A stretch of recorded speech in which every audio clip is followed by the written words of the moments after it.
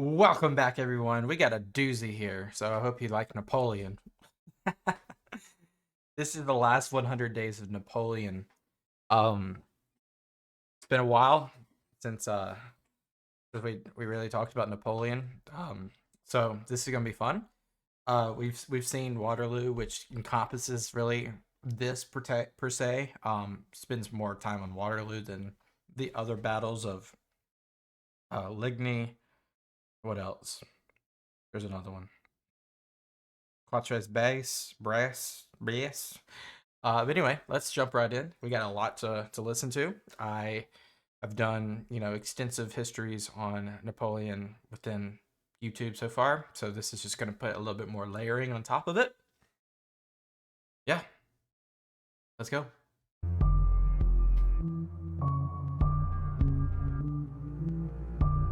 It's going to be exciting. We all have goods and blood that are in danger as soon as the tyrant who once trampled on us turns his steps towards these parts.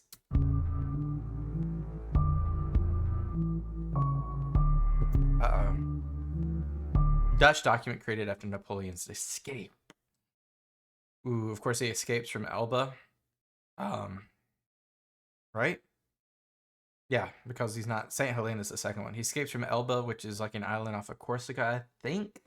And now we have begun the 100 days.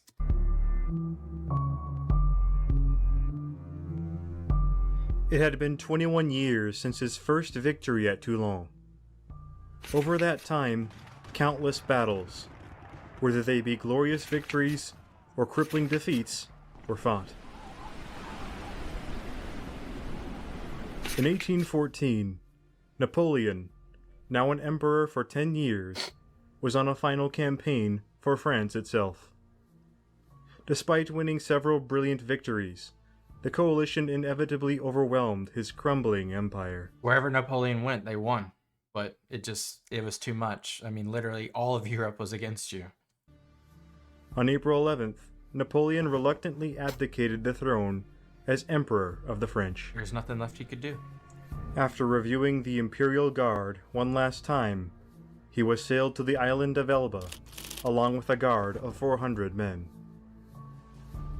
In his absence, Louis XVIII was placed on the throne by May, restoring the Bourbon dynasty.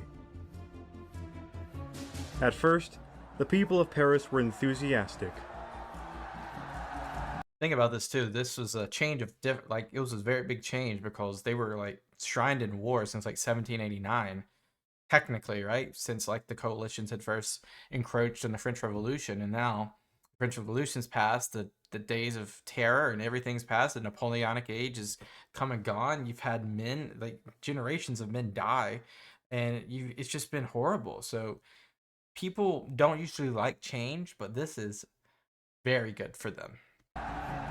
The Sixth Coalition formed into the new Congress of Vienna, which dealt with the hard task of redrawing the map of Europe. Yep.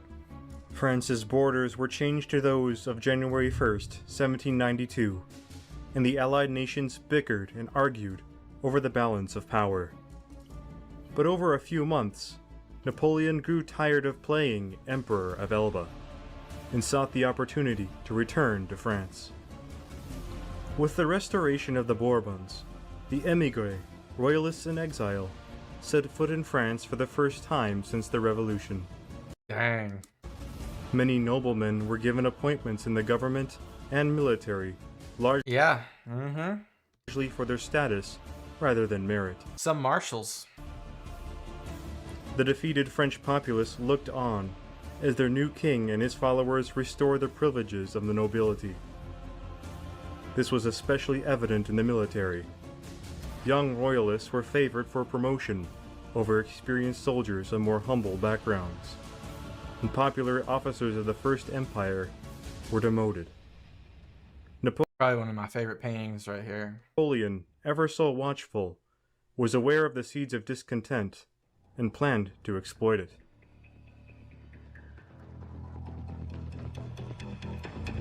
There is a soldier among you who wishes to kill his emperor. He may do so. Of course, this is on his march back to Paris after landing.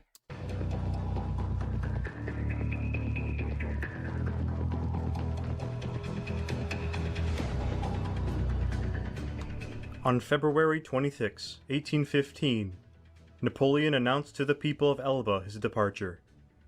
He and 1,000 men, with artillery and carriage, finished boarding a small flotilla of 6 vessels by 8 p.m. and bid farewell. The British patrol tasked with guarding the island later returned from Florence. Whoops. And the crew were baffled to find that the little corporal was nowhere to be found. Uh-oh. On March 1st, Napoleon safely disembarked near Antibes. As he confirmed his presence, he immediately planned a march on Grenoble via the Alpine Mountains, avoiding the royalist districts of the south. He was determined to reclaim his place as emperor. So he had to traverse the foothills. Well, I guess these aren't foothills. So he had to traverse through the Alps, basically. Wow. Louis XVIII learned of Napoleon's return on March 5th, and as he learned, the rumors and news spread rapidly throughout the continent. Panic ensued. Orders for Marshal MacDonald to concentrate with the Dukes of Berry and d'Orléans at Lyon were sent. Marshal Massena was positioned to attack from Marseille to take the ex-emperor's rear. The Bourbons were so keen on capturing Napoleon that another royal decree was issued. Any Frenchman could freely apprehend the former emperor if they wished. Napoleon countered by simply issuing proclamations to the people of his intentions to seize Grenoble and bring the army to his side. As his column approached the final passage, a single battalion of the 5th Line Regiment was dispatched from Grenoble to block Napoleon at La Fère.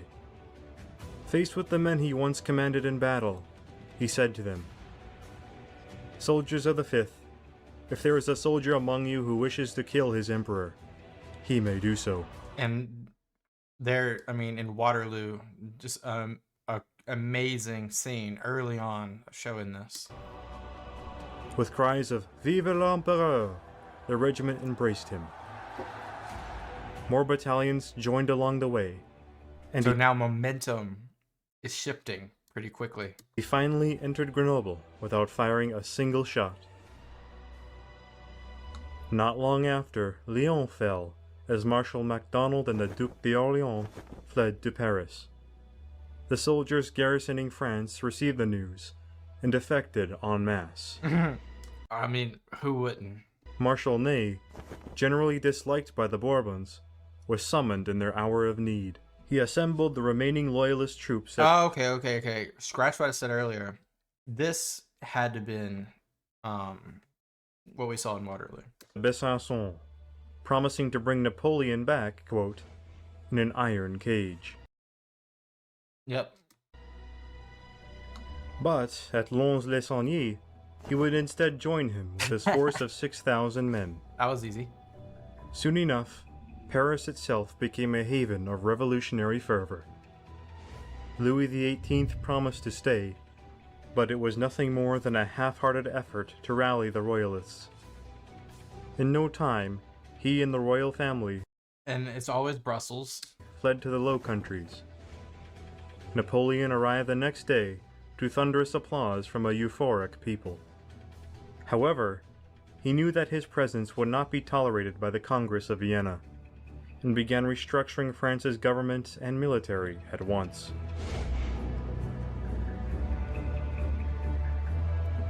Napoleon had never held his hands at an instrument so fearsome or fragile. Henry Jose.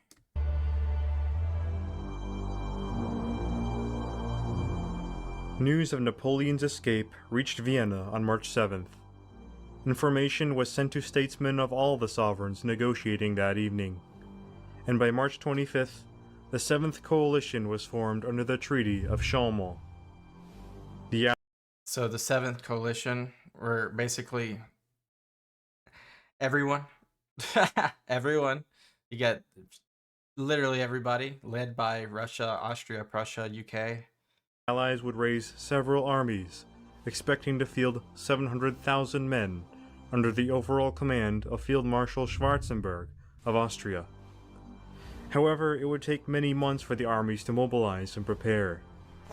A 150,000 strong Prussian army under Field Marshal von Blücher began concentrating on the Lower Rhine. Simultaneously, the accomplished Field Marshal Arthur Wellesley, Duke of Wellington, found himself tasked with the formation of an Anglo-Dutch army in the Low Countries. 3 Austrian, 2 Russian, 2 Spanish, 1 Sicilian, and 1 Portuguese army were to take part in the campaign when ready. I mean, god dang, like, how do you defeat this? Like, you have literally the Netherlands, UK, Prussia, Russia, Austria, Switzerland, which Switzerland, that's interesting. They usually never are aggressive. You have Murat, who's not going to be there long in Naples for the 2 Sicilies. And then you have Spain and Portugal. My god, how do you defend this? Like, it goes without saying that if Waterloo didn't happen, another Waterloo would happen down the road, because this is inevitable, like inevitable. As well as a contingent from Denmark. Most of these troops will not see combat due to the speed of events. And what about Sweden? Because I know they were part of the earlier one. Almost immediately, problems arose for the coalition. Most of Britain's experienced troops were still fighting in America during the War of 1812. Really? Yeah, well, I thought that ended in 1814. Interesting. Maybe it didn't. So their numbers had to be reinforced with troops from Brunswick, Hanover, and Nassau in British pay. Blücher's Prussians stirred trouble, arguing that all of the Germans should fall under their command instead. But fortunately for Wellington, this was a vain effort. Well, forget who the king is. It's not George III anymore. Forget. My brain's not working. On the other hand, at first, the Dutch and Belgians were apprehensive about the prospect of a military campaign under foreign command in their own country. But this was eased when King William I of the Netherlands pronounced his oldest son William II, the Prince of Orange-Nassau, as commander of the Dutch-Belgian forces. Okay. When Wellington arrived in Brussels on April 4th, his command was immediately opposed by the Prince of Orange. Furthermore, he found the British contingent in a wretched condition. So Belgium's not yet Belgium, it's part of the Netherlands, the lowlands? The organization of the army into an effective fighting force was going to be Herculean, but Wellington would prove his administrative prowess.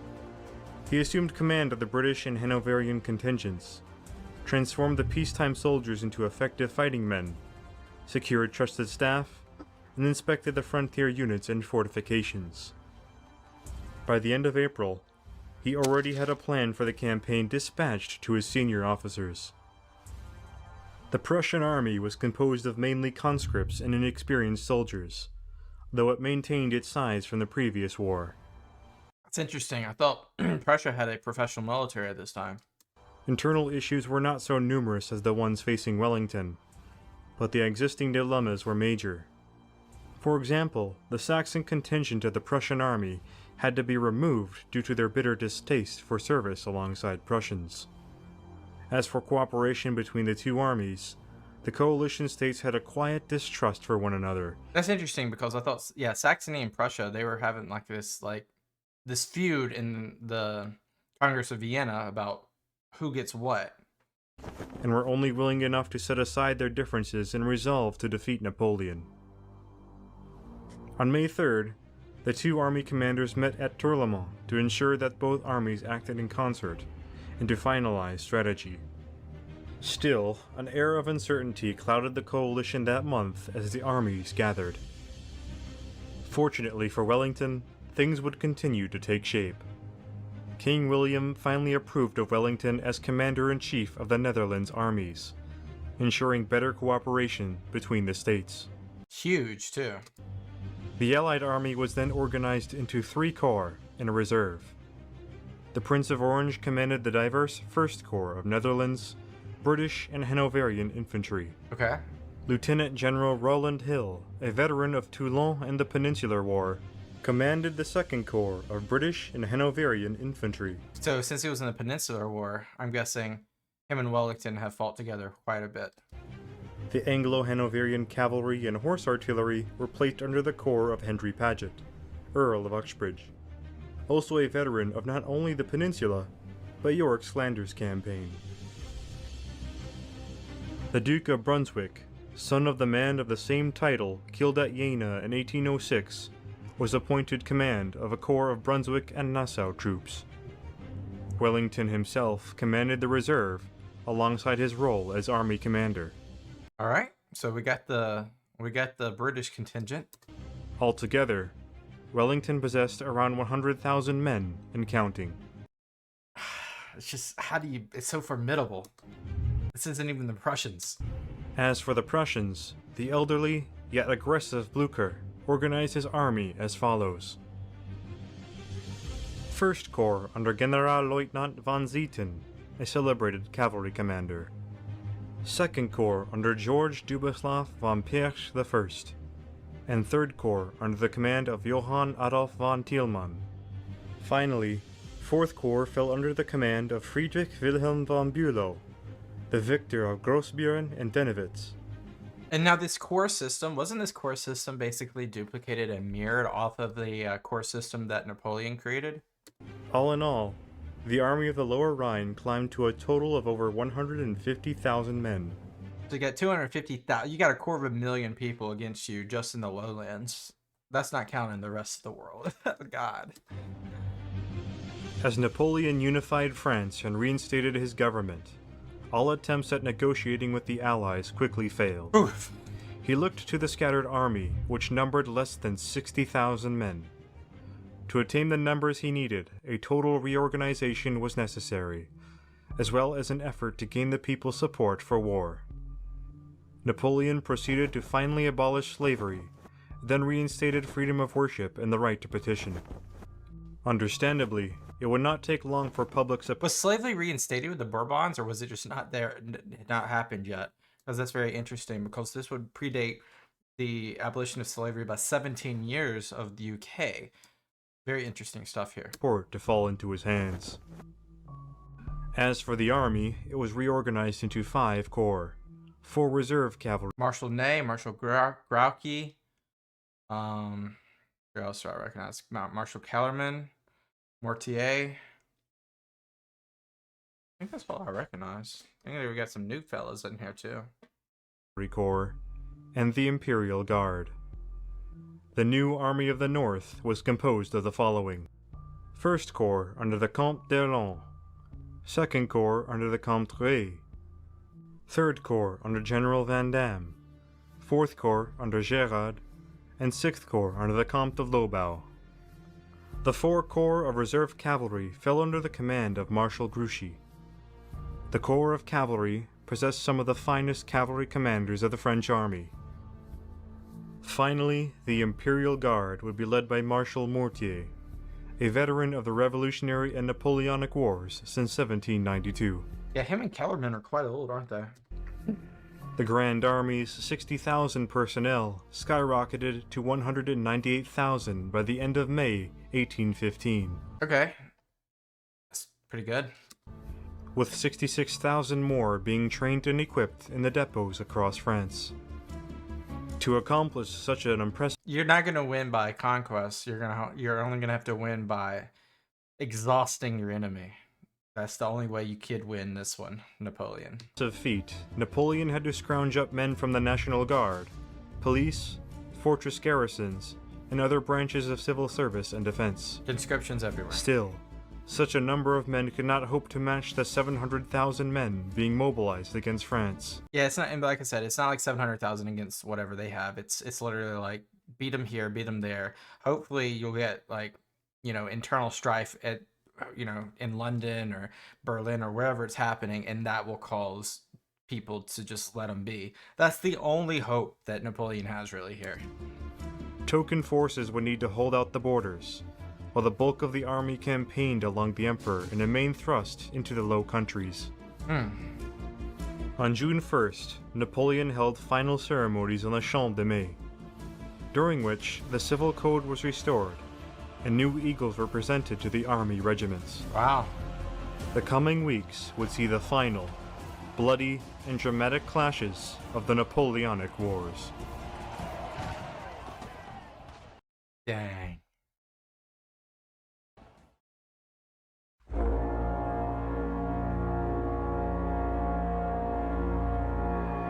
Crossroads to Waterloo.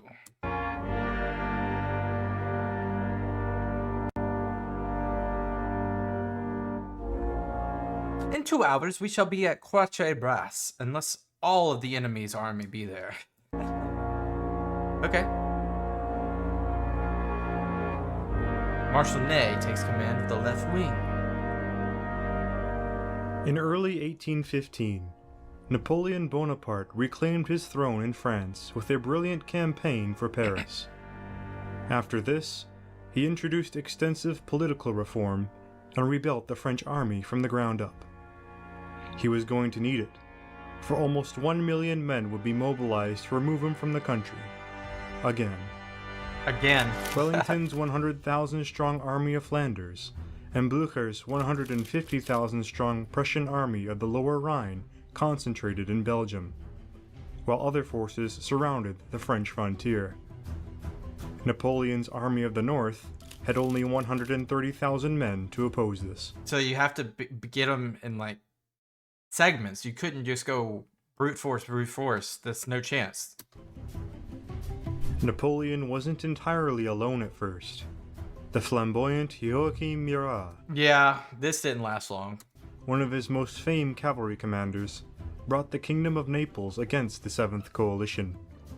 He diverted attention away from France by invading the papacy and Tuscany.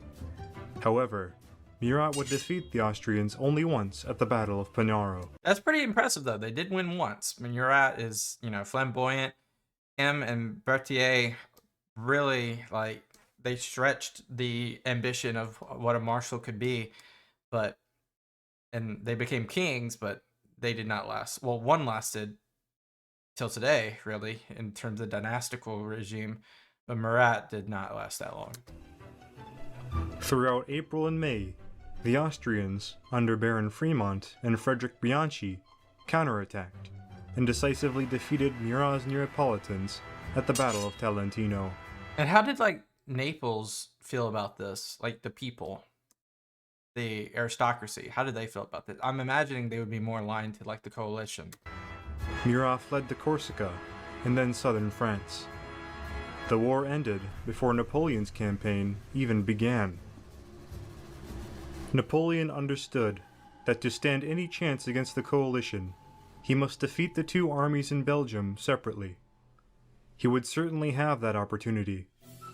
Wellington and Blücher had no wishes to join in advance until the other armies arrived, allowing the coalition to invade with overwhelming numbers.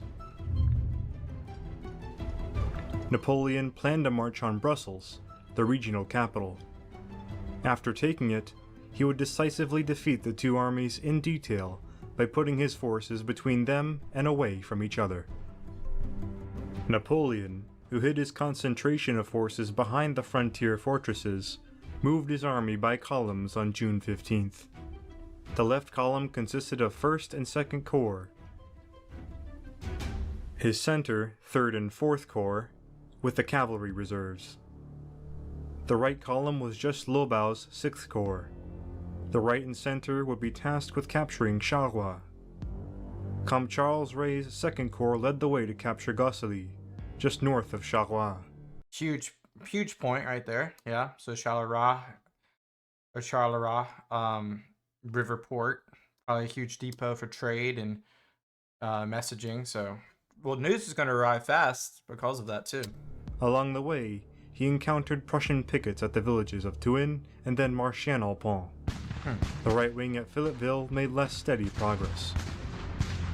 Difficult terrain made progress slow at first, but eventually 3rd, 6th, and the Reserve Cavalry Corps would reach the bridge over the Sambre toward Charleroi and engage Prussian skirmishers there as Comte Ray did at Thuin. As the Emperor joined his forces at Charleroi, so did Michel Ney, whom Napoleon regarded as the bravest of the brave for his actions in Russia. All right. Well, you gotta do it again. He gave Ney command of the left wing, wishing to reanimate their progress on Gosselies. It took precious time to dislodge the fortified Prussians, but French troops occupied the town by day's end. Ney ordered the Imperial Guard light cavalry that he took with him to follow the enemy to Fresnes, where they encountered stiff resistance from Nassau infantry and artillery. Wait, is Prussia really in Sambre at this point?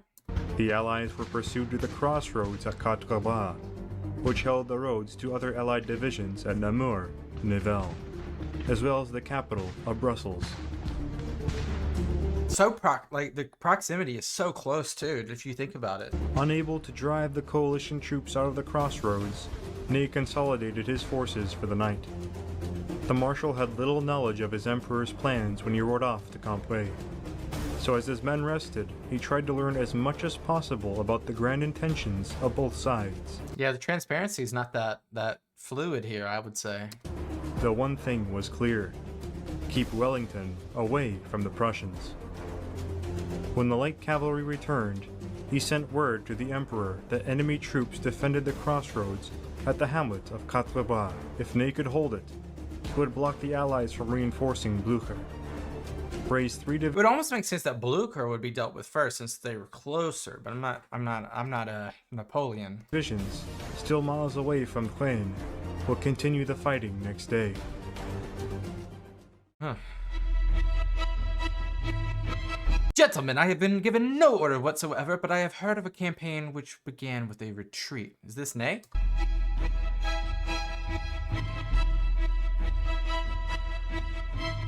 Bernard of Saxe-Weimar. Oh, this is Prussia. The troops that the French cavalry attacked were part of Bernard of Saxe-Weimar's brigade.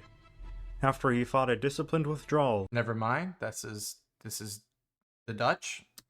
Other Dutch forces at Charleroi confirmed the presence of the French marching from both directions. Bernard messaged his division commander, Baron Perponcher Sedlnitsky, and informed him of the action. Sedlnitsky then ordered Bernard to hold Quatre Bras and promised him reinforcements.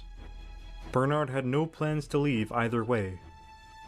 Letters from Sedlnitsky were hurriedly dispatched to Baron Constant Rebec, the Prince of Orange's chief of staff, to alert the prince. So they got like a solid little line right here between Rebec to Quatre Bras.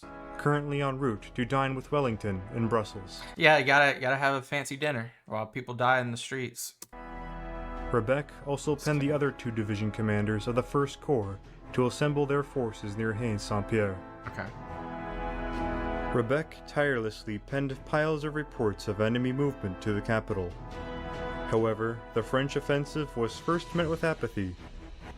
At the ball, hosted by the Duchess of Richmond. So this is the Duchess ball that we obviously saw in Waterloo. Rumors of attacks along the frontier were repeated and spread among civilian attendants. When inquired, military officers did not know enough about the situation to confirm their validity. That is, until Prussian officer Friar von Muffling confirmed that French troops were on the march. And this was probably that very sweaty guy that we saw in the Waterloo movie. The rumors were confirmed, but Wellington, not wishing to spoil the ball, kept an almost calm and oblivious front, despite the danger. But in private, he famously declared, "Napoleon has humbugged me, by God. He has gained 24 hours' march on me." The ball continued until supper, where the full details of a letter from Constant Rebec were finally explained to the Duke. Napoleon had taken Charleroi, just 13 miles from Brussels. That is crazy how close that is. Word was spread discreetly to the officers, who bid farewell to their comrades and dance partners. For many, it would be their last night alive. The Prince of Orange returned to Braine-le-Comte and ordered his troops at Nivelles to march. Sedlnitsky arrived with 2 regiments from the 2nd Division before dusk. At 4 a.m., the Allied divisions in and around Brussels marched out, pipes and drums playing. Napoleon spent the night at Charleroi, instructing Marshal Soult to relay orders for the right wing an Imperial Guard to move and attack any enemy moving toward his position. Okay, so mainly Prussians, I guess. Ney was to concentrate his corps, capture Quatre Bras, and move on Brussels until Napoleon could support him. But obviously Waterloo stands between them. He further augmented Ney's forces by sending François-Étienne de Kellermann's 3,000 cavalry to Quatre Bras. Believing he had no time to wait on the First Corps, Ney ordered an advance on the crossroads, screening their inferior numbers. Wellington had arrived there that morning, affirming that the Dutch should only have to block the way against a smaller French advance. Okay, so they don't know either they don't know how many French are coming, or there's not enough French coming. Hearing that Blücher had encountered the main army under Napoleon, he rode off to meet with the elderly general at 10 a.m. The 1st battalions of both the Nassau-Usingen and Orange-Nassau regiments were marching to a new position next to the woods on the right when French cannon fire erupted. It was just before 2 p.m. that the Battle of Quatre Bras began. Are these cannons turned the wrong way by accident, by animation, or were they actually facing the wrong way? Because they should be facing south. Campire's 2nd Cavalry Division took the Jaegers by surprise and drove them. The regiment's colonel was killed in the charge. Dang. Next, a horde of tirailleurs, Dang, there's a lot of French coming. light infantry, swarmed in front of Pierrefonds in the Bossu woods.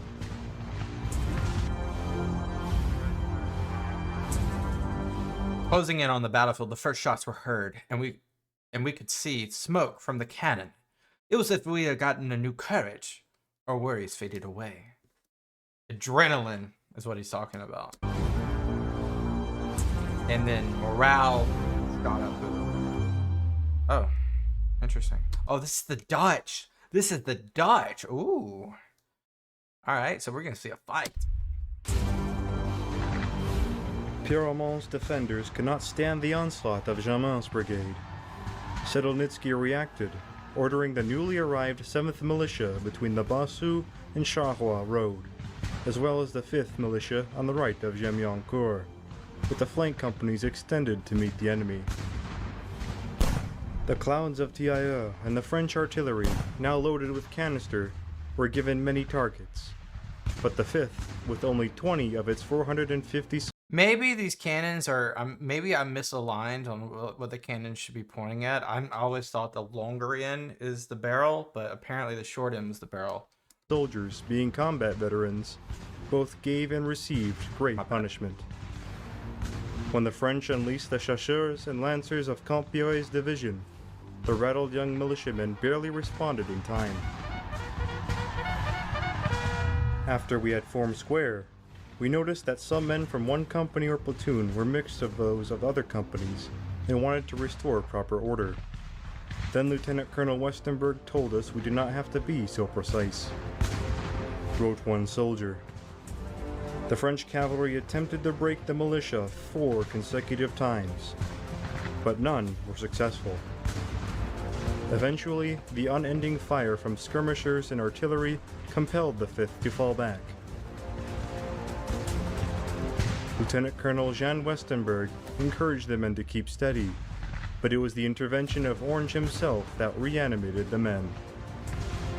Waving his hat in the air, he called to them and led them forward personally. The 5th was a glimmer of hope on the battlefield, as the Allied artillery was driven back toward Quatre Bras. Prince Bernhard kept his position in the Bossu woods, further reinforced by the 7th Militia and the Nassau-Usingen Regiment. Casualty. So they're holding their line in that woods. The French though could encircle them if they knew, if they had like enough people to kind of like move forward and then go. I wonder if that's what's going to happen. Saxe-Weimar obviously is threatened pretty heavily on the left, on his left flank. He's piled, but the line held firm against the onslaught. French skirmishers, having occupied Gemiancourt, screened the deployment of the rest of the 5th Division, advancing in columns toward Quatre Bras. The advance, led by the 5th Lancers and 6th Chasseurs à Cheval, collided directly with the 5th Militia. This time, Disorder prevailed, and they routed. The Prince of Orange himself was nearly captured, but found safety within the 7th Belgian Line Battalion, giving them the Star of the Order of William from his chest. Yeah, hey, bro's like, yeah, thanks for saving my life. My brave Belgians, take it. You have won it fairly. You have deserved it. The attack of Bachelou's division on Pierremont was so swift that Wellington was nearly captured as his staff returned to the battlefield. Can you just imagine what would have happened if that happened? Like, they would have ransomed him for peace, right? At this critical moment, Wellington brought with him the infantry of Thomas Picton's 5th Division. He immediately dispatched a battalion. By the way, I'm glad we're doing this. I had no idea that Quartier Bras, whatever, Quartier Bras ever happened. I don't know. Like, I did not know about this. I didn't know Wellington was here. I didn't know Wellington was effectively here until Waterloo. So this is very interesting stuff. Battalion of the 95th Foot, the 95th Rifles, to the north of Pierremont to prevent a breakthrough. The green-jacketed infantry, armed with accurate Baker rifles, did just that. So these are almost like snipers? Possible? It was Marksman? around 3 p.m. when Jerome Bonaparte's 6th Division began arriving on the field, bringing Ney's forces to 24,500 men. Oh, is this his stepson? Or his brother? Also at the same time, Allied cavalry from Jean-Baptiste von Merlin's Light Cavalry Brigade had arrived. Merlin, trying to stem the tide, hastily charged forward his 6th Dutch Hussars against the 6th Chasseurs à Cheval, but without sufficient time to deploy, they were slaughtered. When the 5th Belgian Light Dragoons met their French opponents, officers on both sides recognized each other. Some of the Allied officers, especially Dutch ones, previously served under Napoleon. Really? When? To us, Belgians, to us, pleaded French officers. But the ensuing melee was made, and ended with the same results. Dang. The Chasseurs are killing them. Literally. The French cavalry counterattacked, overrunning the guns of 2 Oh, you're getting too ambitious. batteries and sabering the crews, Never mind. before finally being checked by fire from the 92nd Islanders, directed by Wellington himself. The situation was nonetheless perilous. In just an hour, 2nd Corps had almost overrun the line at several points, and were still advancing in all directions. Crazy. Ney had received word from Napoleon to defeat the enemy in front and join him to envelop the Prussians, and so hastened his attack. Crazy what's going on out here. He is a rough, foul-mouthed devil has ever lived, but he's always behaved extremely well. No man could do better in the various services which I assigned to him. What are we talking about? Wellington on Picton. I thought this was Wellington. In the Bossu woods, French tirailleurs outflanked Bernard's brigade, forcing them back a distance. Dang, William and Saxe-Weimar are gonna get overran. His exhausted Jaegers used up all of their ammunition, so he requested reinforcements. Luckily, after Picton's men were directed into line, the first elements of the Brunswick Corps arrived just in time. Gray and black-clad Brunswickers took position near the woods, It's so crazy how there's so many different colored uniforms out here. while the Duke of Brunswick himself led cavalry near a British battery along the Namur Road, calmly smoking his pipe as bullets and shells flew overhead.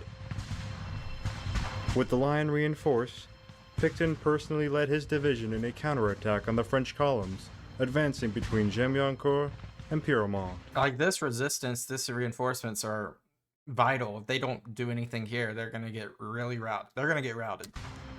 Men from the 5th Militia and 27th Jaegers rallied and joined them on the right. Under the unbearable heat, the men advanced in disorder through the fields. The crops were so tall that they couldn't see the enemy, and when they appeared to the French, they were instantly rattled with musketry. This feels so similar to like Civil War battles. Like, it's way larger too, obviously. but it just the components of it just feels so similar.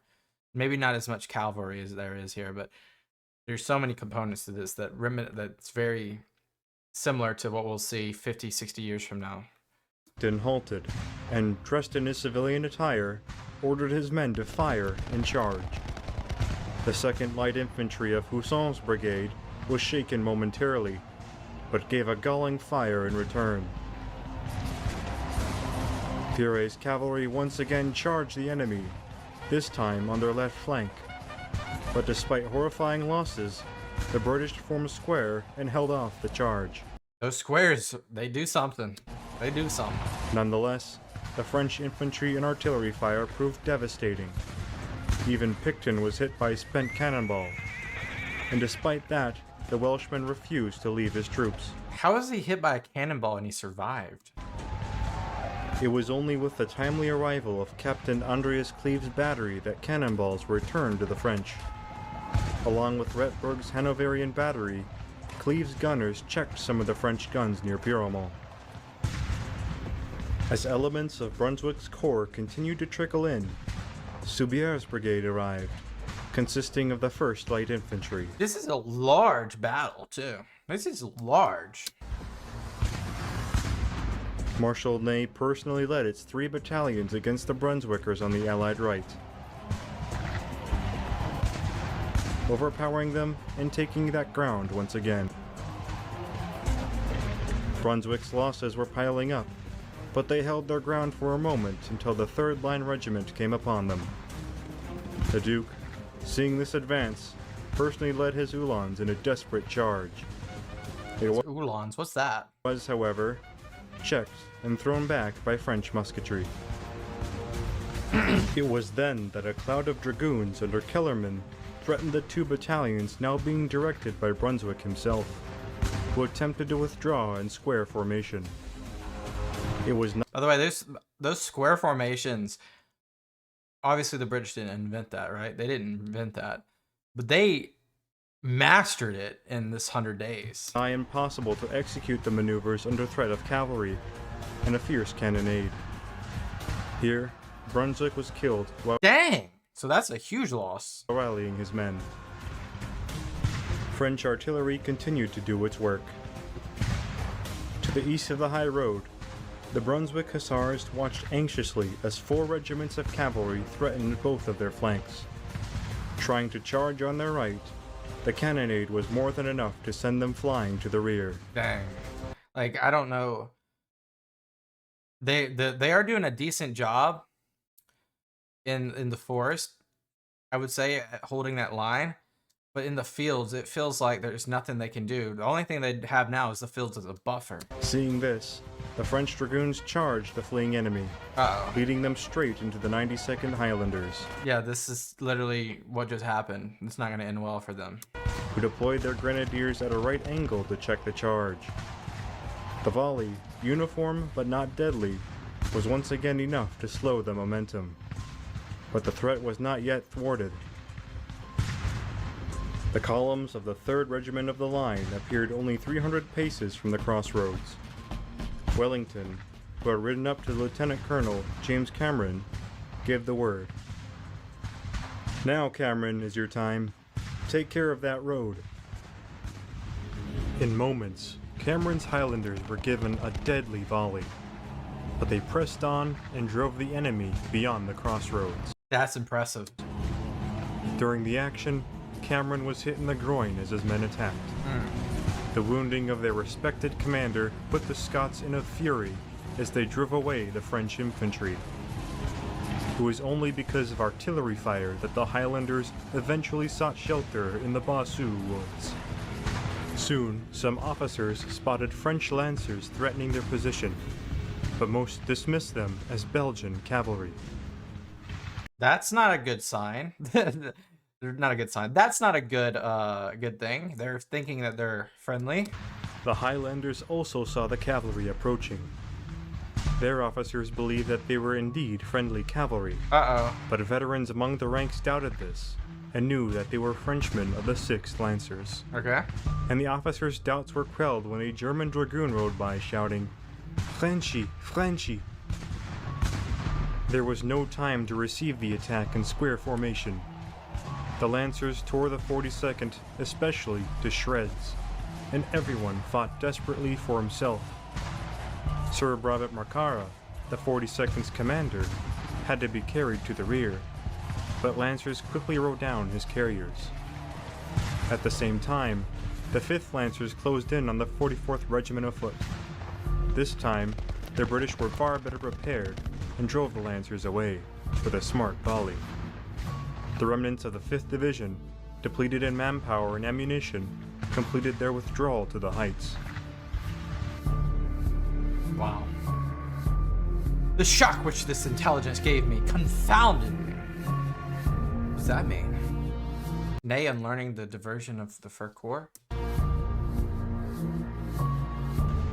The 3rd Division, under Count Karl von Alten, began arriving on the battlefield after a full day's march, bringing the Allies to about 27,000 men. So now this was supposed to be, they were supposed to be done with this and already captured Cordoba at this point, but now it's the resistance has been too long to gone. Most of the troops were deployed in the grass field adjacent to the Bossu Woods, excepting the 69th Foot. The Hanoverians, along with the 95th Foot, advanced rapidly. Dang, they are moving Toward Pierremont, nearly capturing a French battery. The assault was ferocious, but was eventually checked by the 61st Line Regiment. The repulse had little effect. The French hold on the center was nonetheless weakened. However, d'Erlon had received a different order from the Emperor: march to Saint-Bref and help defeat the Prussians.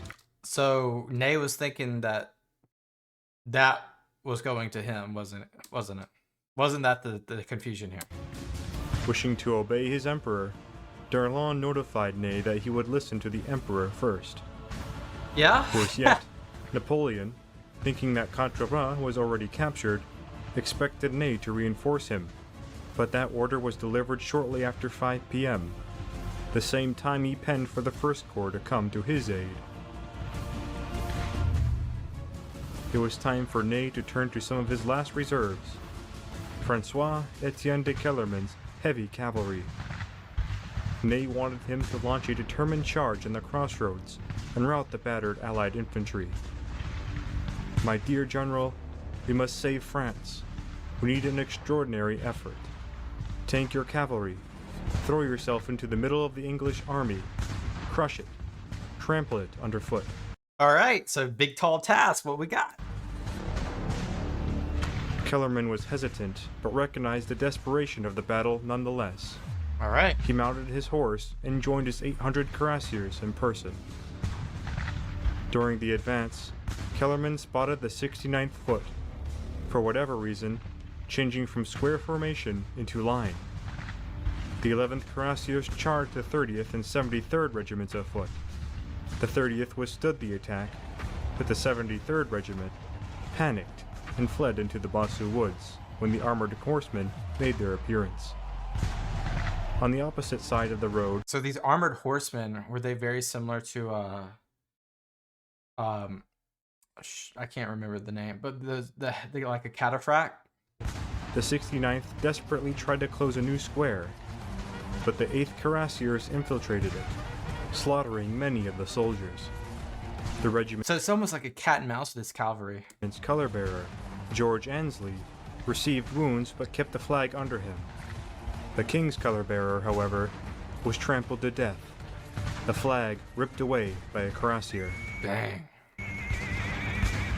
The cuirassiers had sown terror into the Allied line, continuing their charge into the other regiments, which formed into proper squares.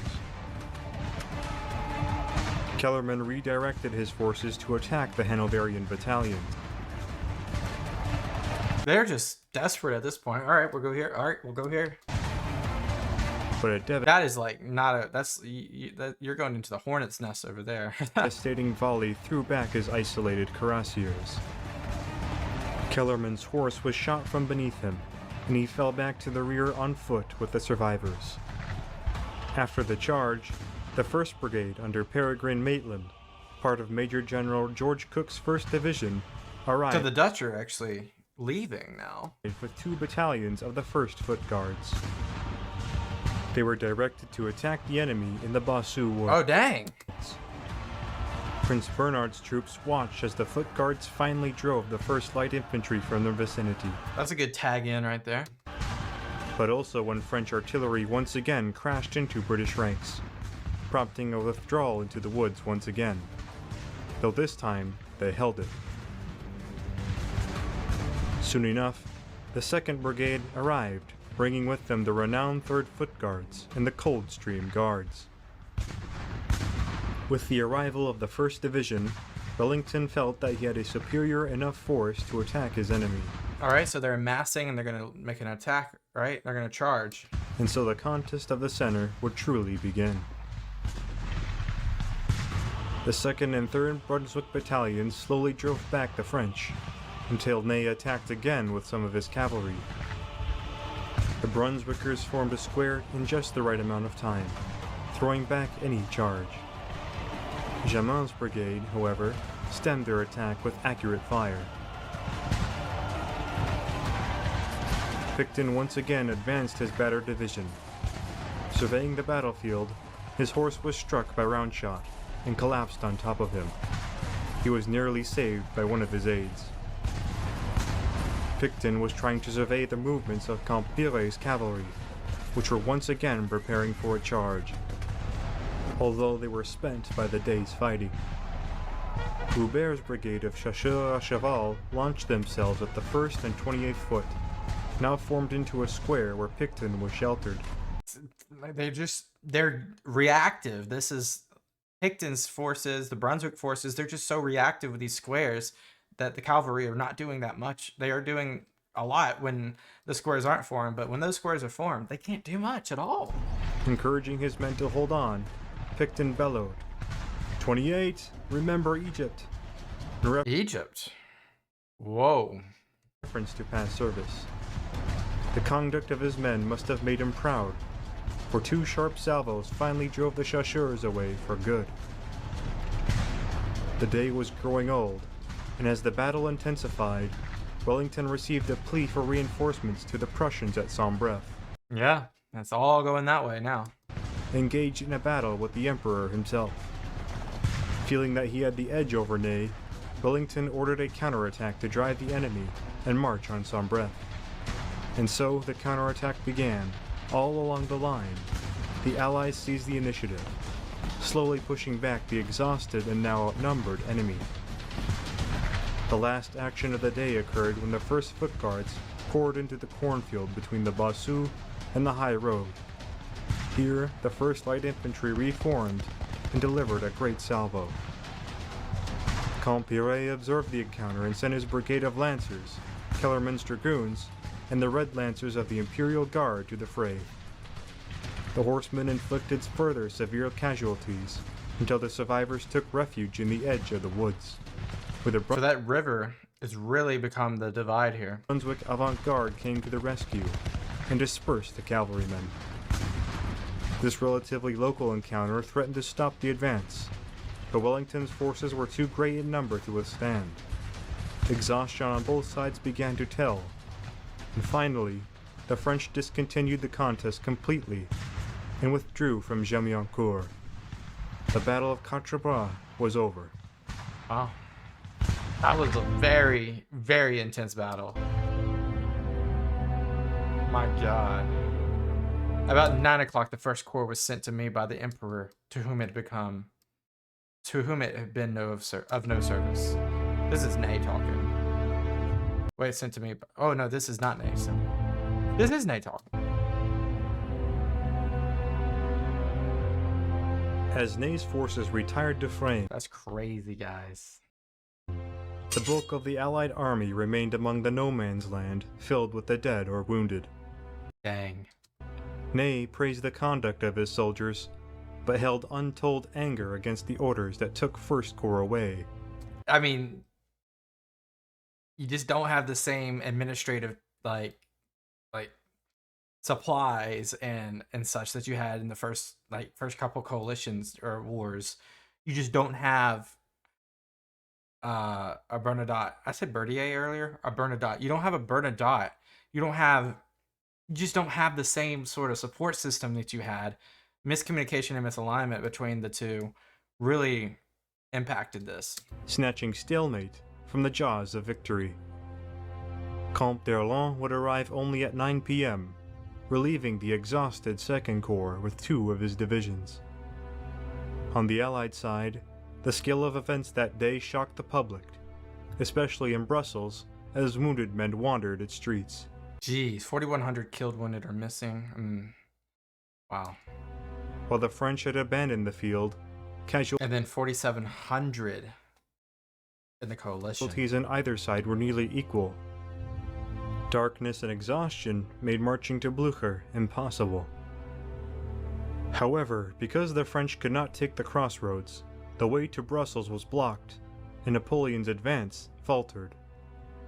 Wellington planned to join the Prussians the next morning and renew the fighting with his reinforcements. But there was one problem. The battle around Sombref did not end well for the Prussians.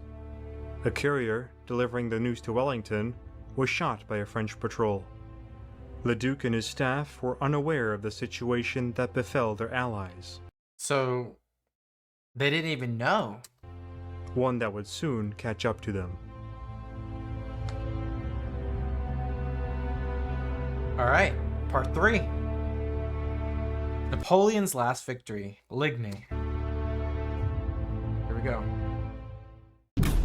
June 16, 1815. The first major battle of the Waterloo campaign, fought around the vital crossroads of Quatre Bras, ended in stalemate with 8,000 to 10,000 men killed or wounded. That same day, another even bloodier battle would be fought near the new Prussian headquarters at Sombref and Ligny. Ligny, okay. The French were led by the notorious Emperor himself, Wherever he goes, he wins. while the Prussians counted on the 72-year-old Gebhard Leberecht von Blücher, known to his men as Marshal Forwards, for his aggression. Okay, so he's very aggressive. We'll see. These 2 battles would lead to arguably the most decisive confrontation of the whole century.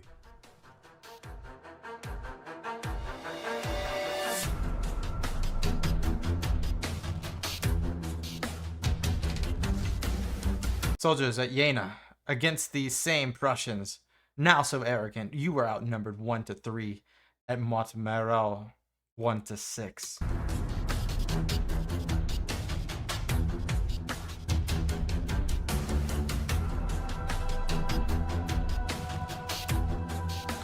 The day before, Napoleon's Army of the North poured into Belgium.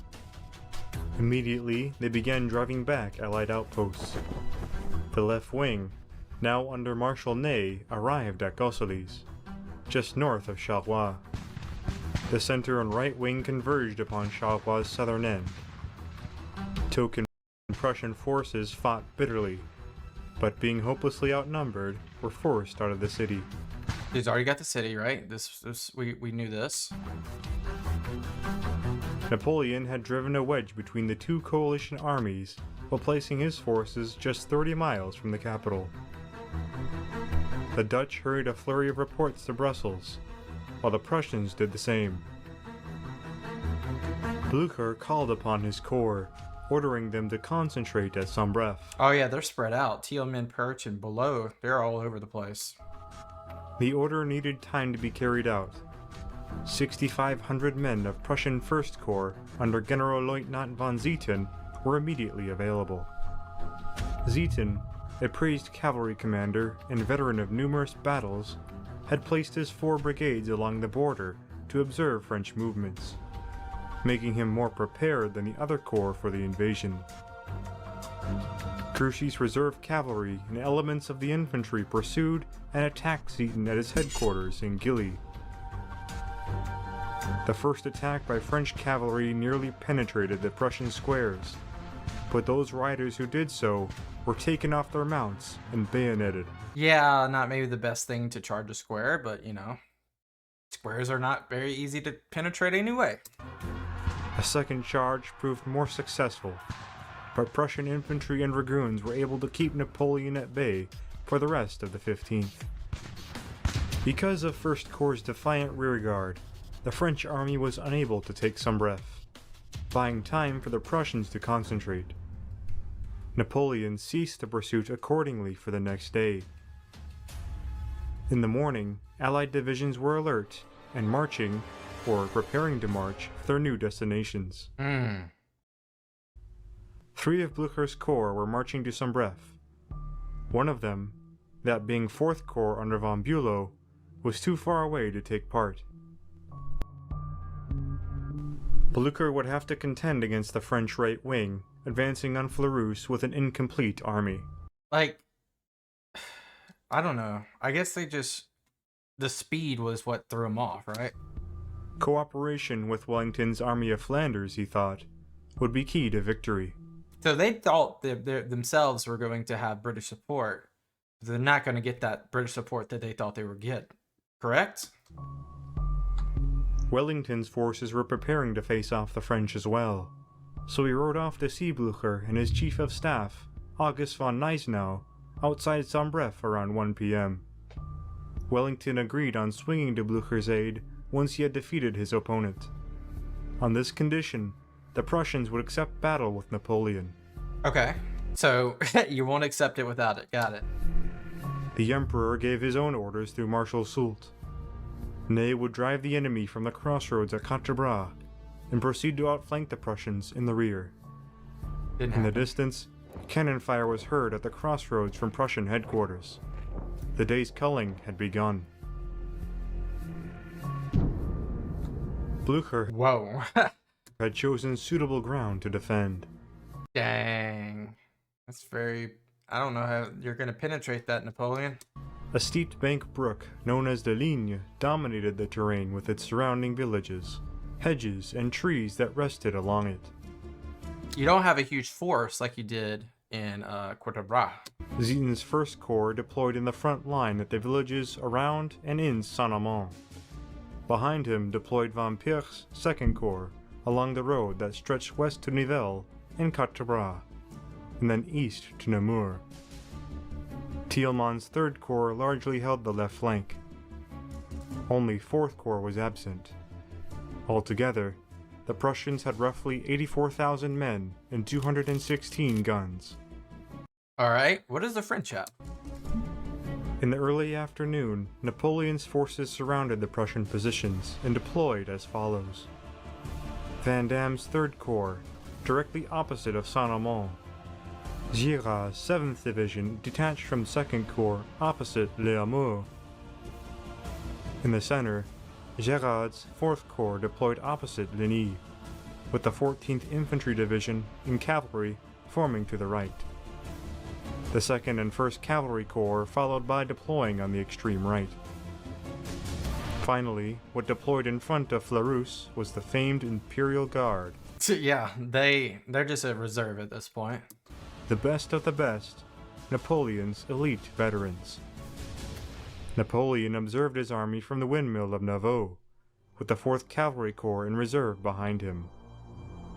The little corporal would start outnumbered in manpower at 66,000 men, but had an advantage in artillery with 232. So I had 22 more guns, and Napoleon's very infamous with his artillery, so that's going to be good. 66,000 men, though, against 84,000 men, I think. So you have a disadvantage, so you're going to have to create some pressure points. 2 guns.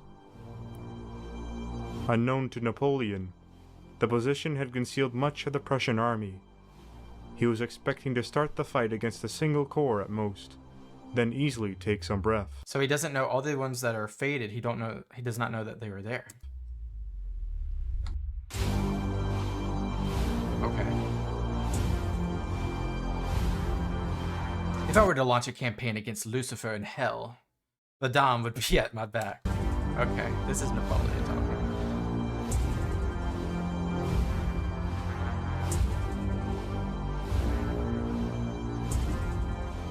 At 3 p.m., Vandamme would commence the first move of the day on Saint-Amand.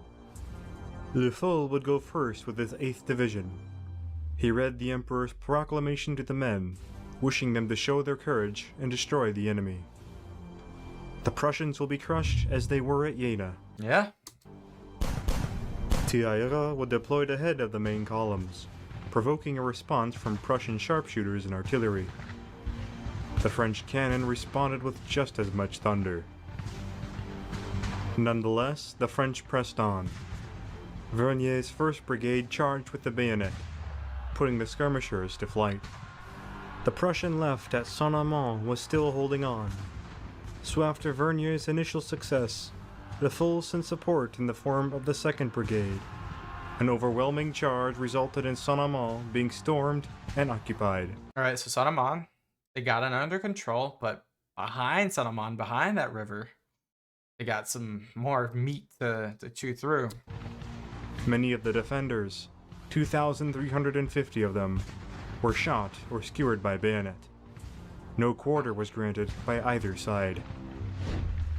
Le Faux deployed Vernier's brigade after this local victory to the northern end of town at the Ligny Brook.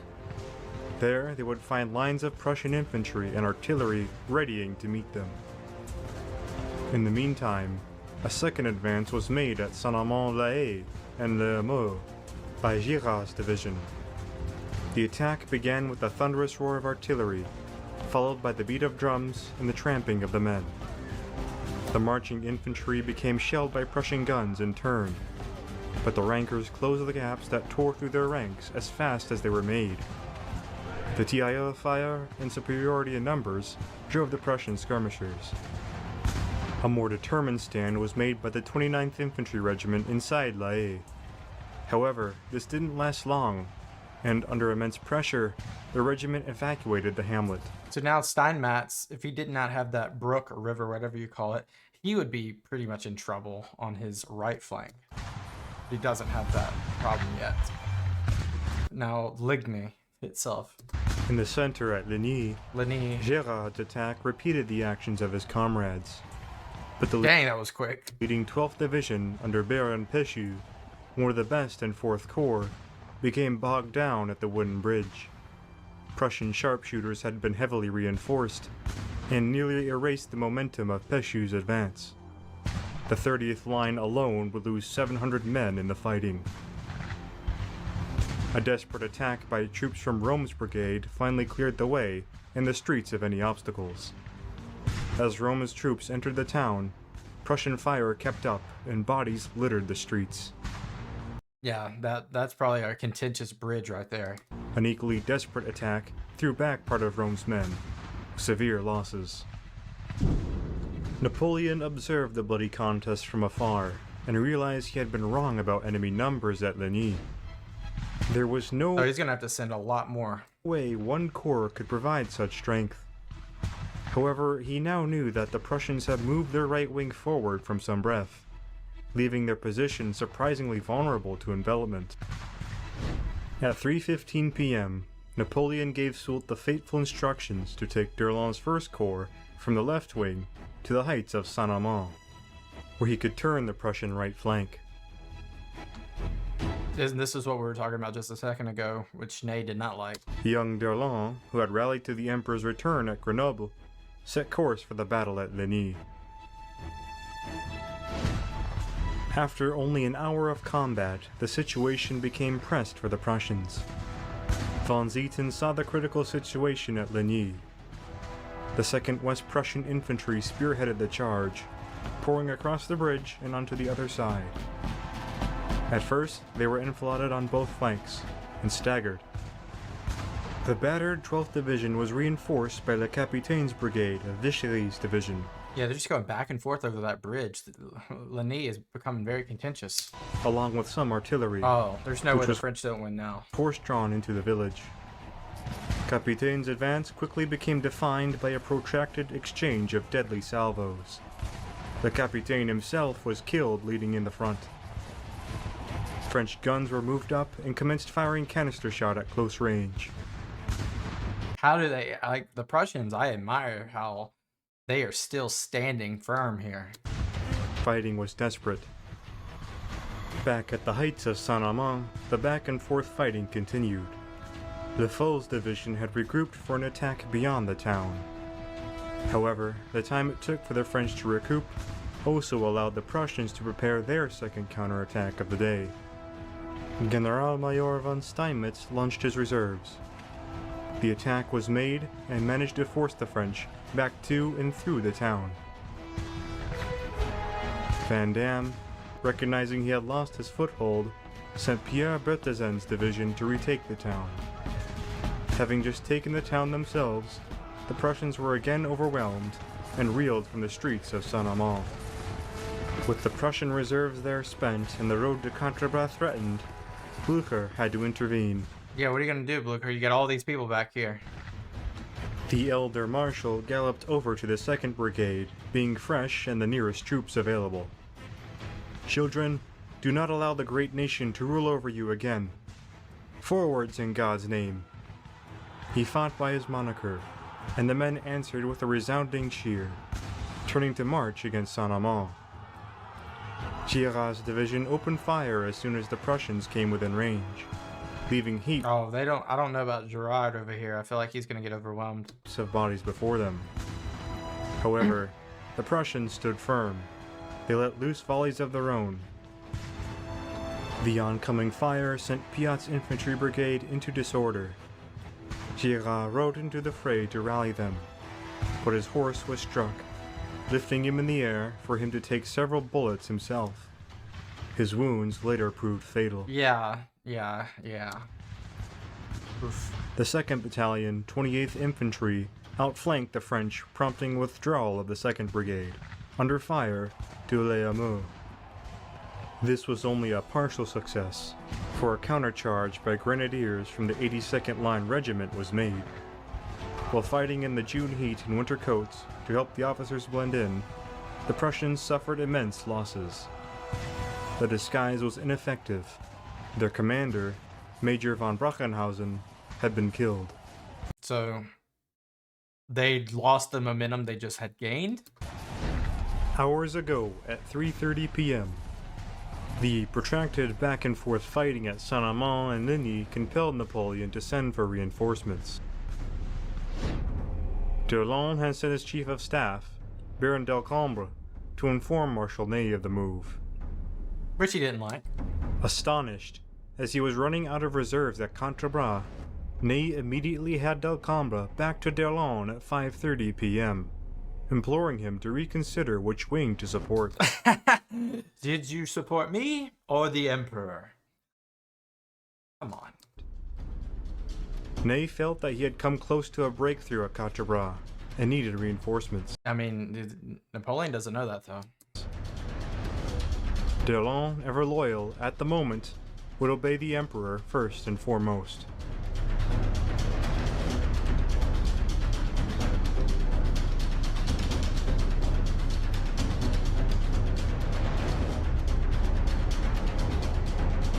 Alright, so the fight throughout the whole village was now at its hottest. Bayonets broke against the church flagstones, one of them pinning a sergeant to the church door.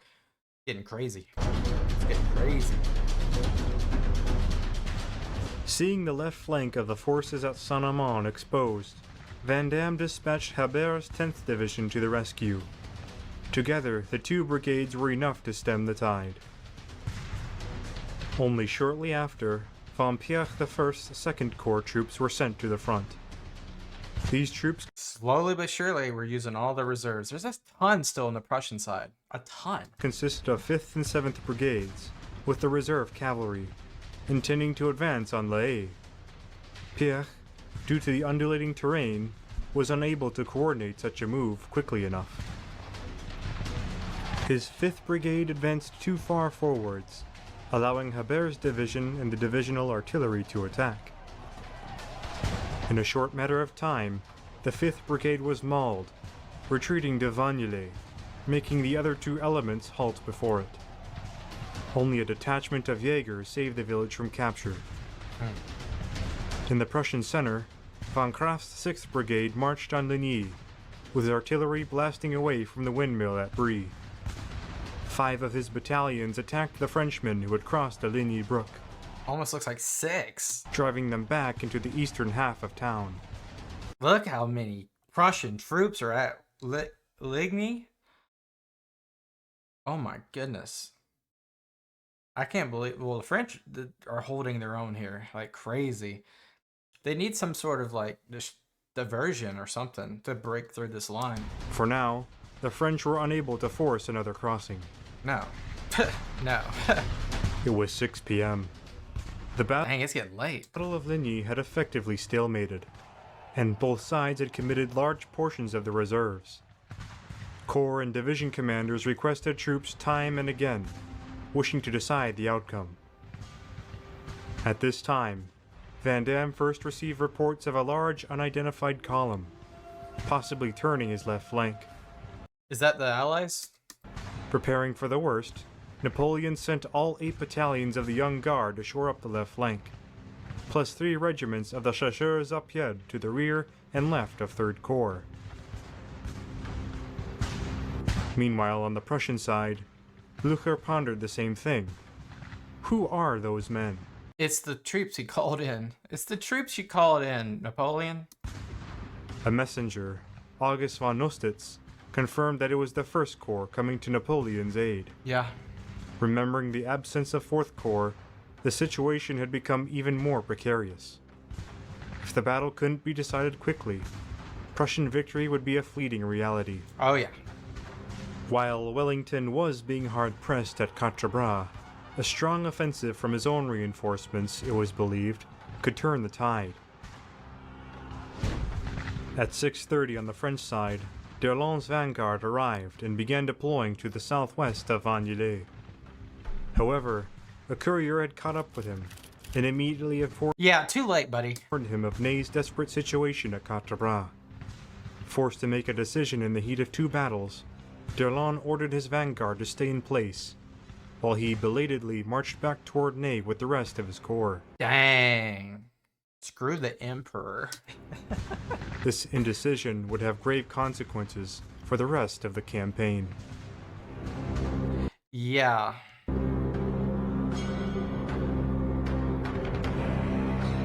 In the devil's name, attack then. Who said this? Okay. A half hour later, at 7 p.m., another effort was carried out by the 5th Brigade. The Young Guard advanced upon Les Amours, driving back the renewed effort by the 5th Brigade. Inspired by their success, the battered infantry of the 7th and the fresh troops of the 4th Divisions, along with cavalry from 1st Corps, advanced on La Haye. Blücher reinforced it with battalions from the 6th and 7th Brigade in response. However, the overconcentration of now 30 battalions and 50 squadrons of horse, I mean, there's just so much going on here. on the right flank would leave the center at Ligny dangerously exposed.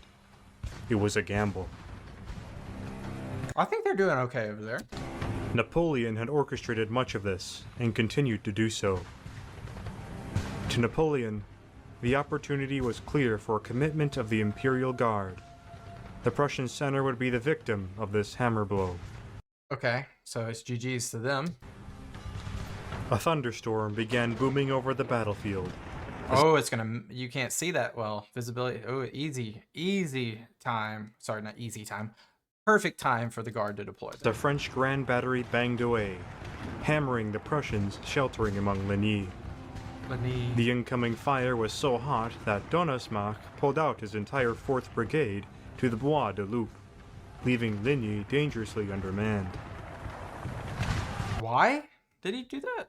Fire was so hot that Artillery Donnersmarck pulled fire. out his entire 4th Brigade to the Bois de Loup, Wow. leaving Ligny dangerously undermanned. At 8 p.m., Napoleon accompanied the Imperial Guard to battle, supported by Delort's cuirassiers.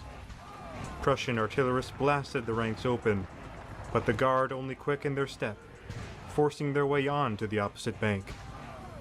Prussian 3rd, 4th, and 6th Brigades were driven back to the heights of Brie. Now it's desperate time for Prussia.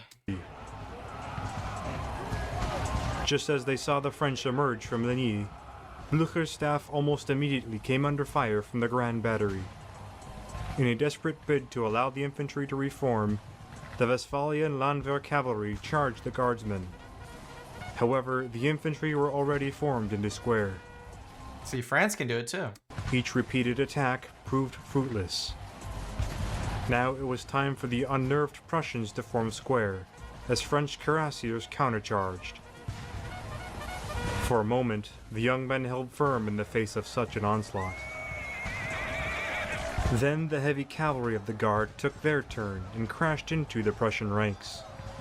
Finally, the infantry fled further toward Brie. So they're routing. The cavalry regiments of von Röder's division were thrown in for another desperate Wait, is Blücher that close? effort. At the head of the 1st West Prussian Dragoons was Blücher himself. Wow. This guy is crazy. A countercharge by overwhelming numbers of cuirassiers met and mauled 2 of the regiments. And they lucky. They are lucky for him to be that close. As Blücher withdrew, his horse was struck by 2 musket balls, pinning the old marshal to the ground as it fell. Lucky, man. Graf von Nostitz dismounted, his horse also having been wounded, and rushed to his aid. Cuirassiers, engulfed in the elan of a charge, unknowingly galloped by the 2 men. That's crazy, man.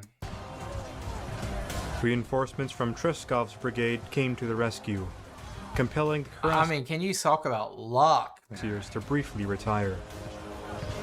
Relatively out of danger, Nostitz and Blücher began the 3-mile trek to true safety. Command of the army of the Lower Rhine fell onto Gneisenau's shoulders. That's it. It was clear to him that the battle had been lost, and he ordered a retreat.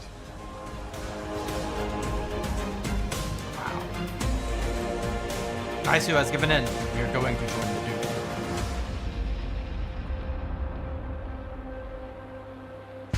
With defeat certain, Gneisenau ordered the survivors 2 miles north toward Gembloux. As the brigades collected their scattered battalions and left as orderly as was possible, Thielmann's 3rd Corps, engaged largely in skirmishing with their opponents the whole day, made their stand at Sombref against the 14th Division that hurled toward them, holding them just long enough for darkness to veil the retreat. Napoleon's men had carried the day. The wounded groaned. Others cried out for water. The eerie silence of night was replaced with an almost collective, hellish howl of the aftermath. Can't imagine. In just one day, 2 major battles had been fought within just 7 miles, or roughly 11 kilometers from each other. You could definitely hear it. And the toll was immense. French casualties amount to anywhere from 8,300 to 12,000 killed, wounded, or missing. Insane. Prussian losses are more than doubled. 16,000 killed or wounded, with an additional 8,000 captured or missing. 24,000 casualties. As well as 21 guns, now trophies to the French. Now they're gonna use it at Waterloo. Probably. The situation is so confused that many thought Blücher had been captured during the battle's Might as well been. How close he came. climax. The toll for the whole day is roughly 30,000 to 31,600 Allied casualties, compared to 12,700 to Double. They did double damage. 16,800 French. That's crazy. That just shows you how amazing, I don't say amazing, how like efficient the Grand Armée was. And imagine if they were efficient in communication as well. What would have happened? Somewhere around 42,000 to 48,000 lives broken. And both the Duke and the Marshal, Blücher and Wellington, both almost got captured. Both of them almost got captured. Lost or captured. It's crazy. The dark of night prevented further pursuit of the battered Prussian army, but the situation remained very dangerous for the coalition. On the other front, Wellington had been unable to force an outcome fast enough at Quatre Bras, and as a result, both armies remained divided. Blücher would make a short recovery, but Gneisenau was nonetheless furious at Wellington, believing the Duke had failed to come to their aid. I mean, they were dealing with their own over there. To him and many in the army, their trust of Wellington was broken. But after a brief discussion with his superior, it was decided that the army would regroup at Wavre, while communication was re-established with the Army of Flanders. Shocked by defeat in their close encounters, the Allies were feverishly preparing for the next day ahead. While the uniting of his opponents was still not out of the question, Napoleon had defeated an enemy that outnumbered him and relied on a strong defensive position. Insane image right here. It was a major victory. However, fate had already decided something for him. Such a victory would prove to be his last. That's crazy so far.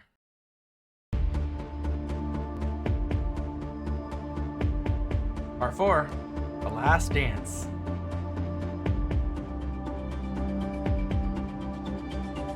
I suppose in England they will say we've been licked. This is a quote from Wellington.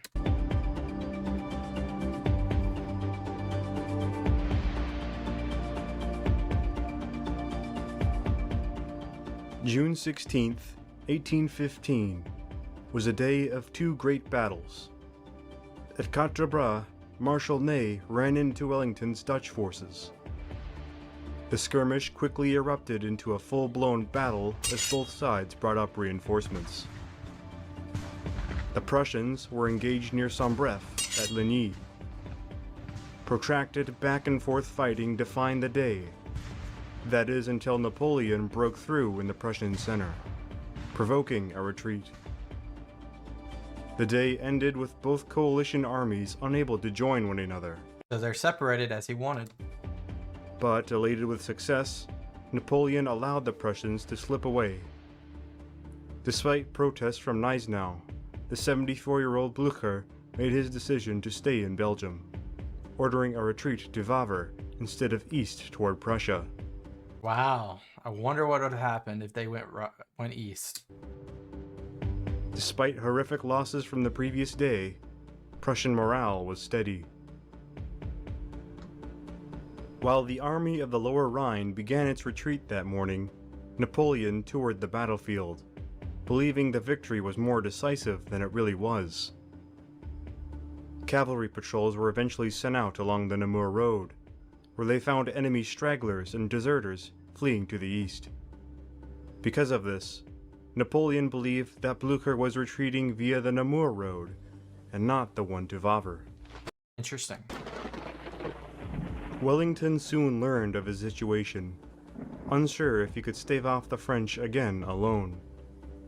Fortunately, communication with his ally would be re-established. That rainy morning, Wellington decided that if Blücher stayed, he would too. His 30,000 men and all the wounded were evacuated. Wellington endeavored to bring his army to a place he had taken note of in the previous months. And this rain is very important to what happens. The hamlet of Mont-Saillant, located at the town of Waterloo. They slipped away under the noses of Ney's troops. The 17th, after all, was awarded as a day of rest for the French efforts.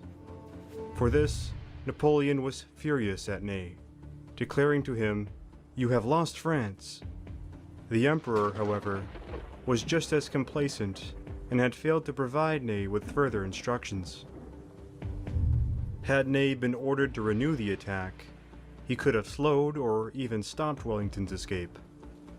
Had the Emperor pursued the defeated Prussians, the rest of the Army of the North could have fallen on the Anglo-Dutch left. Seemingly small decisions like these make history. Finally realizing the And like I said, even the rain, it's so interesting. Precariousness of his opponent's situation, the Emperor marched 68,000 men toward Quatre Bras. 33,000 men under Marshal Grouchy were detached to locate and hold off the remaining Prussians. Upon arrival at the crossroads, French cavalry were immediately thrown against the rear units of the fleeing enemy. The armies got so close at Genappe that French lancers attacked and overran the 7th British Hussars. In turn, they were countercharged by the British Life Guards, part of the elite British Household Brigade. Wow. The battle resulted in fairly light casualties, however, as it devolved into one against weather for both sides. A nasty thunderstorm quickly drenched all beneath it. Wellington's army had outmaneuvered Napoleon and made it to Mont-Saint-Jean nearly unscathed. In a few minutes, the road and the plain were nothing more than a swamp, which became ever more impassable because the storm persisted for the rest of the day and the whole night, wrote a frustrated French lieutenant. Wellington himself couldn't recall the same severity of any monsoons he endured while in India. French scouts nearly lost sight of the Allies until they stumbled upon the site of Mont Saint-Jean. Here we go. Dawn, 18th of June, 1815. The rain lifted, and the miserable night was over. Today was the first time these two legendary commanders would face each other. But now, the ground is wet. I almost think of Agincourt here. How the French were mowed down by longbowmen because of the muddy ground. Not the same, but a similar result. Plans were relatively simple. Napoleon, with 68,000 men and 246 guns, must defeat Wellington's 67,000 men and 156 guns before any possible reinforcements arrive from Blucher. Wellington has the high ground. Wellington must hold Mont Saint-Jean until they arrive. The battlefield was small, roughly 3 square miles. The Duke placed the bulk of his infantry behind a ridge opposite the French lines, hoping to shelter them from the renowned French gunnery. The bulk of the Allied cavalry, under Lord Uxbridge, was held further back on the left and center. Napoleon would plan around 3 main farm complexes: Hougoumont, La Haie Sainte, and Papelotte. Napoleon hoped to threaten, but not immediately capture them. In doing so, he would bring out Wellington's infantry, And then mow them down. smash them with his superior artillery, and launch a devastating infantry attack to follow. Those French guns needed time for the ground to dry. The torrential rainfall left the ground a muddy mess Now, those are heavy. well into the morning. The guns were stuck, and several crucial hours were lost while waiting. To keep the enemy on edge, the French made a grand demonstration against the coalition forces. Oh yeah, didn't they like do their marching orders? Drums, fifes, and bugles all sounded as each French regiment formed up for battle in plain view of the coalition. John Dixon, corporal of the Royal Scots, described this show of martial prowess. I could see the French army drawn up in heavy masses opposite me. They were only a mile from where I stood, but the distance seemed greater, for between us the mist still filled the hollows. It was a splendid show, one that I will never forget. Before the battle could properly commence, Grouchy would receive instructions from Marshal Soult. These instructions were perhaps the most poorly written of the whole campaign. Soult contradicted what Napoleon likely wanted. He told Grouchy not to position himself between Wellington and the Prussians, No buffer? but instead to launch a singular drive to Wavre, Oof. keeping his enemy in his And do we know this to be a fact in terms of like contradicting the instructions? front, and not to his right like he was told in the very same orders, and to keep away from the battlefield. The roads of the Lane Valley, resting between the two coalition armies, would remain wide open. At Waterloo, attention first went to Hougoumont. Yep. Napoleon reckons that if the farm here is threatened, though not yet captured, Wellington would draw troops out from the cover of the ridge and hold them there at the farm, allowing First Corps to attack the ridgeline through the center. That's pretty good intuition too. Comte, commanding Second Corps, ordered Napoleon's youngest brother, Jérôme, Okay, so that was his brother. Okay. to go first with his massive 6th Division. Reaching the woods through the undergrowths and undulating terrain, the 1st Light Infantry received the fire of 600 Brunswick and Nassau skirmishers, followed by the roar of a few batteries posted on the heights north of Hougoumont. Despite their obstinate resistance, the skirmishers fell back upon the farm, some to the main line. Jerome, contradicting the orders of his superiors, proceeded to pour more meat into the grinder. Colonel MacDonald of the Coldstream Guards, commanding the defense of the place, was prepared. Yeah, this was hard fighting for McDonald's troops here. Men were firing from every building, every wall, Every single inch of that had musket balls, probably. and every hedgerow and garden. Jeez. Fighting was most deadly in the 30 yards or so between the woods and the masonry walls. General Baudouin was killed leading his brigade there. The French, supplied without ladders or cannon, were mown down in droves. Many of the wounded could be heard pleading to the Allies to cease their suffering. Dang. MacDonald, pressed, took 2 subdivisions of the Coldstream Guards and 3rd Foot Guards and told them to send the French back into the woods. The sortie began resolutely, but was staggered by close-range fire. Luckily, around this time, Wellington was riding over to the right when the attack started and committed reinforcements. He plucked 4 light companies and 2 more artillery batteries, as well as some Hanoverians. He pointed at Hougoumont and said, "There, my lads, in with you and let me see no more of you." Swiftly, the infantry went on and reinforced the complex. The additional batteries enabled the troops at Hougoumont to resume their counterattack.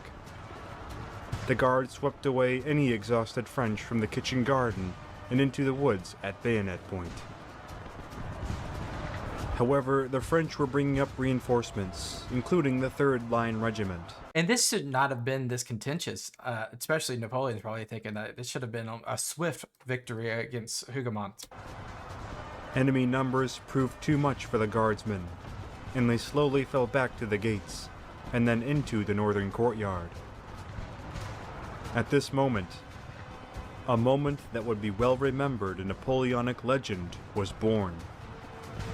2nd Lieutenant Legros, a sapper who could only be described as gigantic, gathered some 30 or so men from various commands, and led this vanguard to the main gate.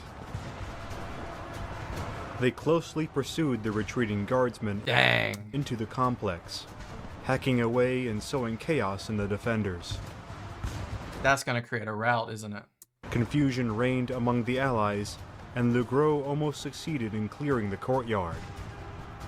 But a quick-thinking MacDonald rushed to bar the gate behind them. Oh no. With the French cut off, it was the defenders' turn to show no mercy. With the door barred and every gun turned on them, Legros and his men were cut to pieces. Oh yeah. Only a lone drummer boy was spared. Despite horrendous losses, Jerome defied orders and kept feeding men in. In an ironic twist, he would soon have 9,000 men struggling to tie down about 1,200. That's crazy. That just shows you that position was that strong. MacDonald just had that position. It was a fortuitous position, but also it was like amazing morale. Meanwhile, over in the French center, cannon fire intensified. One of the greatest infantry attacks of the Napoleonic Wars was about to commence.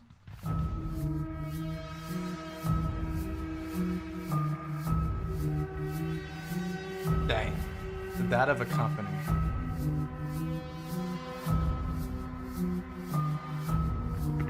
While the attack at Hougoumont was underway, at 1 p.m., 54 guns in a grand battery began firing what would amount to 4,000 rounds. Their Cannot imagine. target, the 15,000 troops stretching out from L'Aisson to Papelotte. At first, it was ineffective against them, as they were lying down behind the sheltering ridge. But the well-trained French gunners eventually found their mark in some of the redcoat ranks. The noise was immense, a cacophony of hellfire. Yeah, deafening, probably. Violent's Dutch-Belgian brigade suffered the hardest. Through the roar of cannon came a familiar sound to the peninsular veterans among the ridge. The pas de charge. 18,000 French infantry of Delaun's fresh corps began marching toward them. And not imagine that cannon fire and then saying that. What do you expect to happen? No Prussians to be found either yet. The Allied gunners pounded away, but they could not stop the huge blocks of infantry. The 1st Brigade, Kiel's 1st Division, attacked l'Aisson. After a tenacious resistance, they swept aside the riflemen of the King's German Legion and the 95th Foot from the orchard and sandpit. The riflemen placed themselves in the buildings, while the 95th raced for the heights. Both the 54th and 55th Line charged, but were halted as accurate fire littered the ground with their bodies. From the heights, the Hanoverian Lundberg Light Infantry came to help, but were rapidly cut down by French cavalry guarding the flanks of 1st Corps. These little farmhouses, these little homesteads are just... It's just crazy how they become the center of the battle. And Papelotte as well. Meanwhile, the rest of 1st Corps, raked by artillery fire, started to gain the ridge. The Allied skirmish line sent to meet them reeled in panic, and the cannoneers spiked their guns. The French cannon ceased fire. Now the fight turned into a protracted exchange of salvos as the other divisions gained the ridge. Schmitz's brigade rushed on to the wavering troops of Violence, which broke for the rear, except Dang, so they're capturing these guns? for one brave battalion. To plug the gap, Picton's 5th Division was thrown into action for the 2nd time in 3 days. The long columns of redcoats rushed into line and blazed away, stunning the enemy. Both sides were soon engulfed in close fighting. Picton, conspicuous in his civilian attire, and who had 2 close calls at Quatre Bras, was shot again. This time, he wasn't so fortunate, Yeah, I think I remember this in the movie. and died on the field. The 5th Division, now under command of James Kempt, was already depleted by fighting at Quatre Bras, and couldn't hold on for much longer. Just not looking good for the Brits. Their artillery was silenced, and cuirassiers were preparing to strike their flanks. To their relief, the trampling of hooves could be heard behind them. Sir Henry Paget, Lord Uxbridge, had thrown in Somerset's Household Brigade and Ponsonby's Union Brigade at the most critical time. The redcoats hurried to let them pass, and then watched the horsemen race down the ridge. Donzelot's division on the west side, first struck by the Scots Greys, was the 1st Division to melt away. Thousands had no choice but to surrender. Wow. One private, Louis Candler, described the rout. A real carnage followed. Everyone was separated from his comrades and fought for his own life. Sabers and bayonets slashed at the shaking Shaking flesh, wow. flesh, for we were too closely packed to use our firearms. Insane. Countercharged by the 800 cuirassiers tried to save the infantry, but they too would be swept away in a chaotic melee. That British cavalry just did numbers on them. It was a hard fight, but a rout nonetheless, as many of the cuirassiers were pinned around l'Aisson and slaughtered. The British heavy cavalry were advancing far beyond the line of battle. Back on the ridge, trumpeters sounded the recall, but the 2 brigades were elated with success. Derute's division, attacking Papelotte, was charged next. Despite witnessing the complete rout of their brother divisions, they managed to barely stave off the charge. Consequently, Ponsonby's brigade turned south They got close. toward the Grand Battery and charged the guns. Dang. 15 of them and their crews were silenced, but not disabled. By now, the British cavalrymen had gone too far Way too far. forward. In moments, the chasseurs à cheval and lancers of Derute's division pounced. Colonel de Camaret of the 4th Lancers encouraged the attack. En avant, children! We must destroy this rabble. And on they went. And just like that, the battlefield is clear. Being on fresh horses, the Lancers had little difficulty getting their retribution. Sir William Ponsonby himself was left for dead. Private Hasker of the Scots Greys was also one of the unfortunate Union men that day, and he leaves future generations a compelling memoir. Before I had well recovered my feet, one of the cuirassiers rode up and began slashing at my head with his sword. I soon fell with my face to the ground. Presently, a man rode by and stabbed at me with a lance. He received 2 more wounds before being robbed. Evading capture, he spent the rest of the day looking for medical treatment. God, how did you As the survive? cavalry charge in the center was made and then thwarted, another thing caught Napoleon's attention. A large body of troops, in dark uniforms, Uh-oh. could be seen marching from the east. Uh-oh. Were they French bluecoats No, or Prussian blackcoats? they're black. They were Oh, yeah, they're black. soon revealed to be Prussians of Bülow's 4th Corps, heading straight for Plancenoit. Grouchy, under the impression that they were marching north from Wavre instead of west of it, had actually attacked the Prussian rearguard at Wavre, while If he was the, what? I just can't believe it, Grucci. I mean, he was just obeying orders. Salt was the reason, I'm guessing. Blucher's only fresh corps and the rest of his troops slipped away to Waterloo.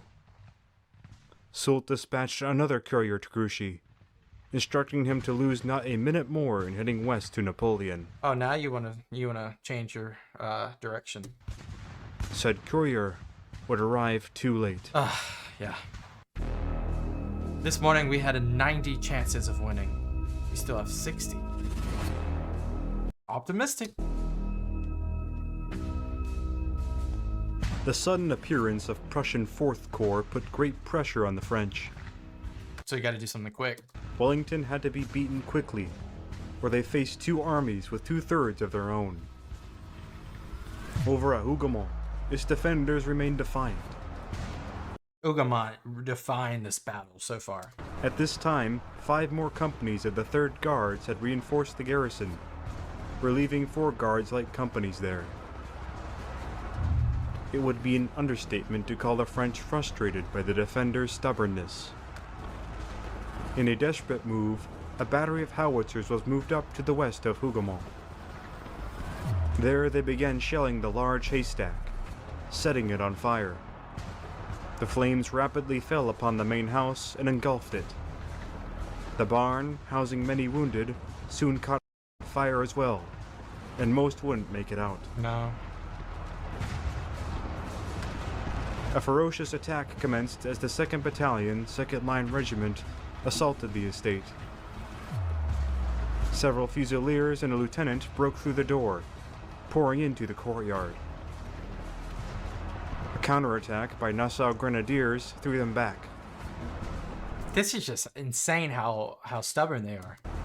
The rest of the attack faltered, and a new lull took place.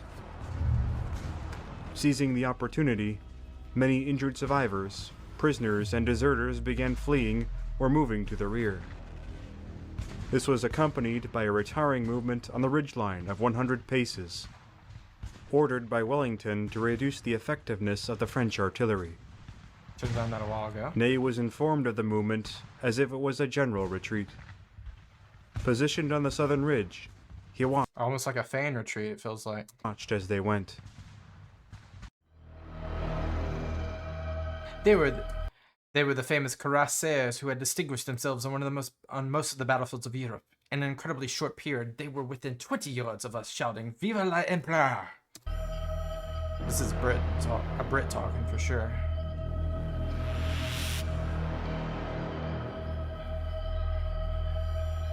Ney began gathering any available cavalry to join him. General Delort protested when Ney plucked out one of his brigades, warning Ney not to expend heavy cavalry against infantry posted on superior ground. "Forwards! The salvation of France is at stake," Ney retorted. General Milhaud was reluctant as well, There they go. but soon his whole cavalry corps was forming for the attack. Big charge. With Ney at the head, a tsunami of 5,000 cavalry charged across the valley. Allied artillery fired canister shot at point blank, but such shot had little effect.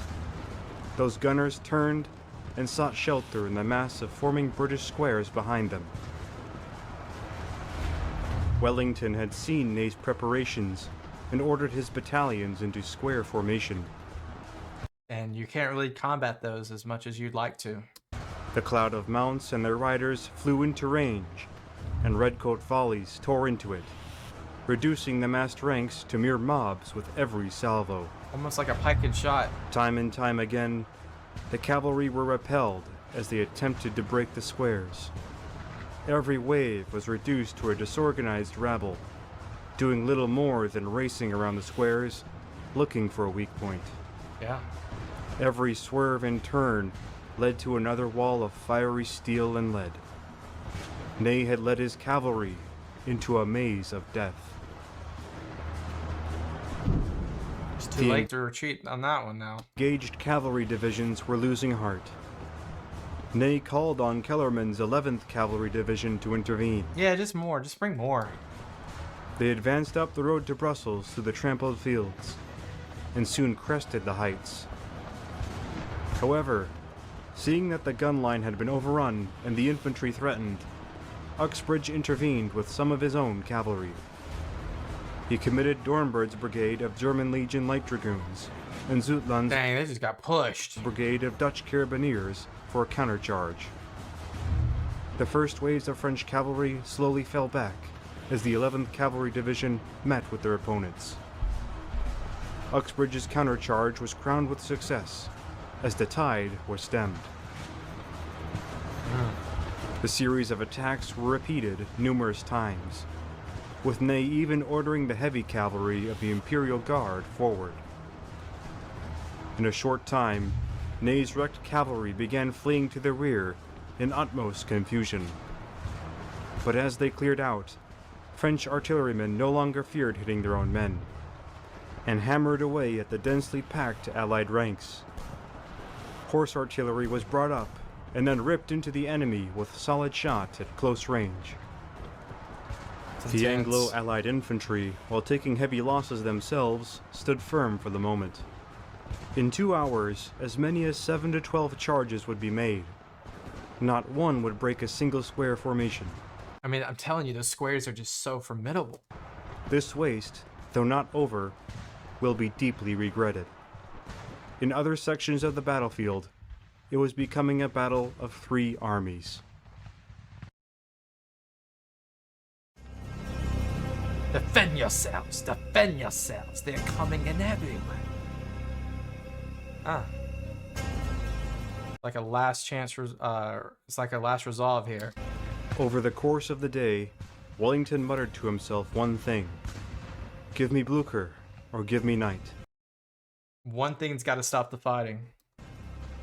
His forces had held on against a great enemy, but were slowly being depleted. He had kept a calm demeanor, but in his mind he had no idea if he could really hold out much longer. No. Then, at 4:30 p.m., as D'Erlon's survivors reformed, a mass of black-coated infantry, artillery, and cavalry emerged opposite Plancenoit. Blucher's forces had arrived. Before 4 p.m., hussars, followed by 2 large Prussian brigades, emerged from the Bois de Paris. Now it's going to be trouble for France right here. Directly opposing them was a single regiment of infantry, with 2 divisions of cavalry, the 5th and 3rd. When told, Ney hurriedly dispatched Lobo's 6th Corps to meet the enemy. It would take them an hour to arrive. The French 5th and 3rd Cavalry Divisions probed against the reconnaissance party, compelling the hussars to retire. and soon enough the 19th and 20th Infantry Divisions began forming behind them. There, they would make their stand against an enemy hell-bent on revenge. Yeah, I remember. Lenay. However, another crisis was developing in Wellington's center. La Haisson, garrisoned by 800 men under Major George Baring, had been a frustrating obstacle during Delon's attack. Soon it was the object of another. Additionally, the farm's defenses had been neglected, and Baring's men were running low on ammunition. 4 companies from the 1st Light and 5th Line battalions of the King's German Legion had been sent to reinforce the garrison, as well as 200 more men from the 1st Nassau-Usingen Regiment. By 6 p.m., however, they were once again short on ammunition. More reinforcements were sent in the form of the rest of the 5th Line Daylight hours should still be good because this is in the middle of the summer. I was just thinking about that. battalion. They had their commander killed, color taken, and the battalion cut to shreds by the 9th Cuirassiers during Ney's cavalry charges. Embarrassing. However, the Marshal was finally coming to terms that the cavalry was not enough to break the infantry squares, so he sent for the whole 5th Division and a brigade from 9th Division, wishing to assemble for an attack toward La Haisson and then the ridge. In response, Wellington directed Frederick Adams' brigade to the rear of Hougoumont, while George Duplat's King's German Legion brigade would confront the columns advancing in the valley below. Tirailleur leapt from the ranks and targeted Simfer's battery. In turn, German Legion skirmishers detached from their battalions and poured into the French, pressing them back toward the columns. They just got an answer for everything at this point. Simfer's battery then began firing canister shot, decimating the front ranks and forcing a hasty retreat. As the bulk of the French cavalry finally withdrew from the infantry squares, Charlet's brigade finally made inroads at La Haisson. Before they knew it, the garrison had been flung into a fight for survival. I'm telling you, these little farmhouses, like without those pieces of like becoming a buffer, it's just a thorn. It's 3 thorns in Napoleon's side this entire battle. In no time, Forget the Prussians. These farmhouses are the battle. hundreds of the French swarmed inside the farm complex, where intense hand-to-hand fighting broke out. It's insane. It's just it's not even a distraction. It's like, it's there. We gotta take it. Almost as soon as it had began, the object of Baring's men was to escape. Despite putting forth all of their bravery, almost half of the garrison was wiped out. Martyrs. Later in his years, Wellington himself claimed responsibility for the neglect of La Haisson. With the farm captured, Napoleon was able to quickly move up horse artillery and pound away at the opposing Allied battalions. See, if this happened way earlier, there would have been a whole different outcome, I think. At 100 paces away, canister and solid shot soon ripped through their ranks. Count Karl von Alten, leading the 3rd Division, was wounded by the fire, as was Colin Halkett of the 5th Brigade. When Wellington rode into the storm to encourage his men, his aide-de-camp and quartermaster general both also received severe wounds. The toll was telling. French tirailleurs I began love how Brunswick has just been chilling this whole time. I don't remember him coming into the fight this whole time. gaining the crest as the bombardment covered them. The Prince of Orange tried to throw them off with one of his brigades, but in doing so was wounded himself. Ney had the enemy hanging on, but he needed reserves to make a breakthrough. Yeah, look at all those reserves. But for now, it was an artillery duel that the French were slowly winning. "Hard pounding, gentlemen," said Wellington. "Let's see who pounds the longest." Ney would not get the troops he needed yet, for the Prussian front was growing ever more pressing.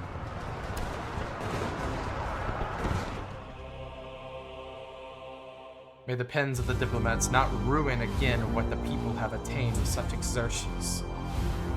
Lucca, after Waterloo. Okay.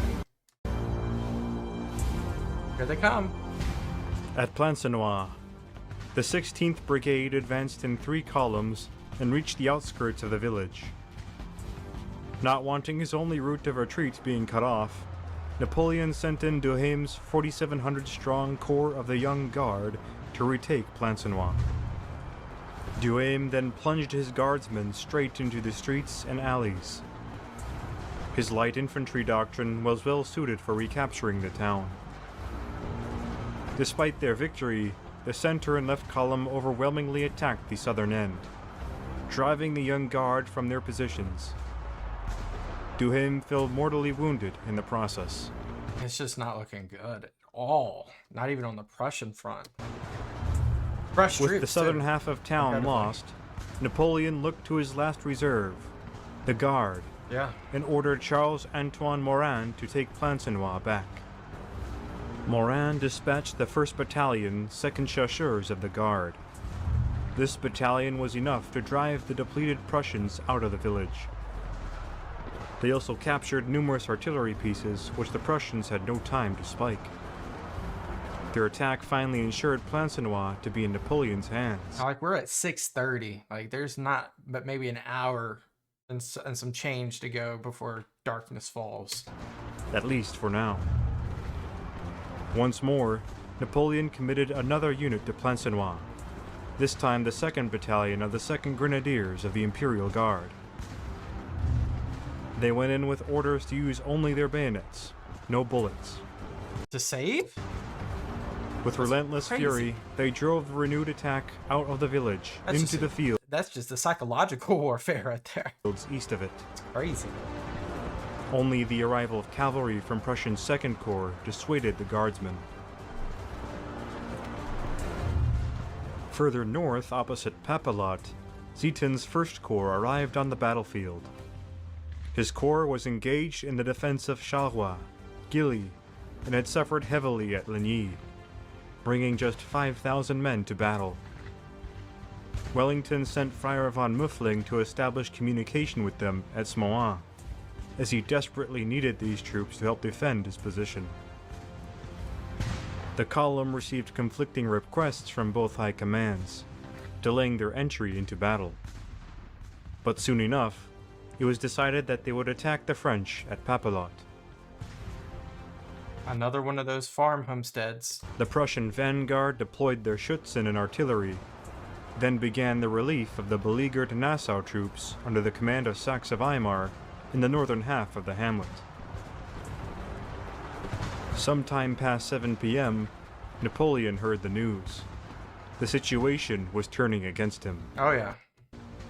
With the Prussian troops pouring onto the battlefield, and he unable to retreat in the face of 2 armies, thought it necessary to commit his last reserve, the immortals of the Imperial Guard. It's desperate.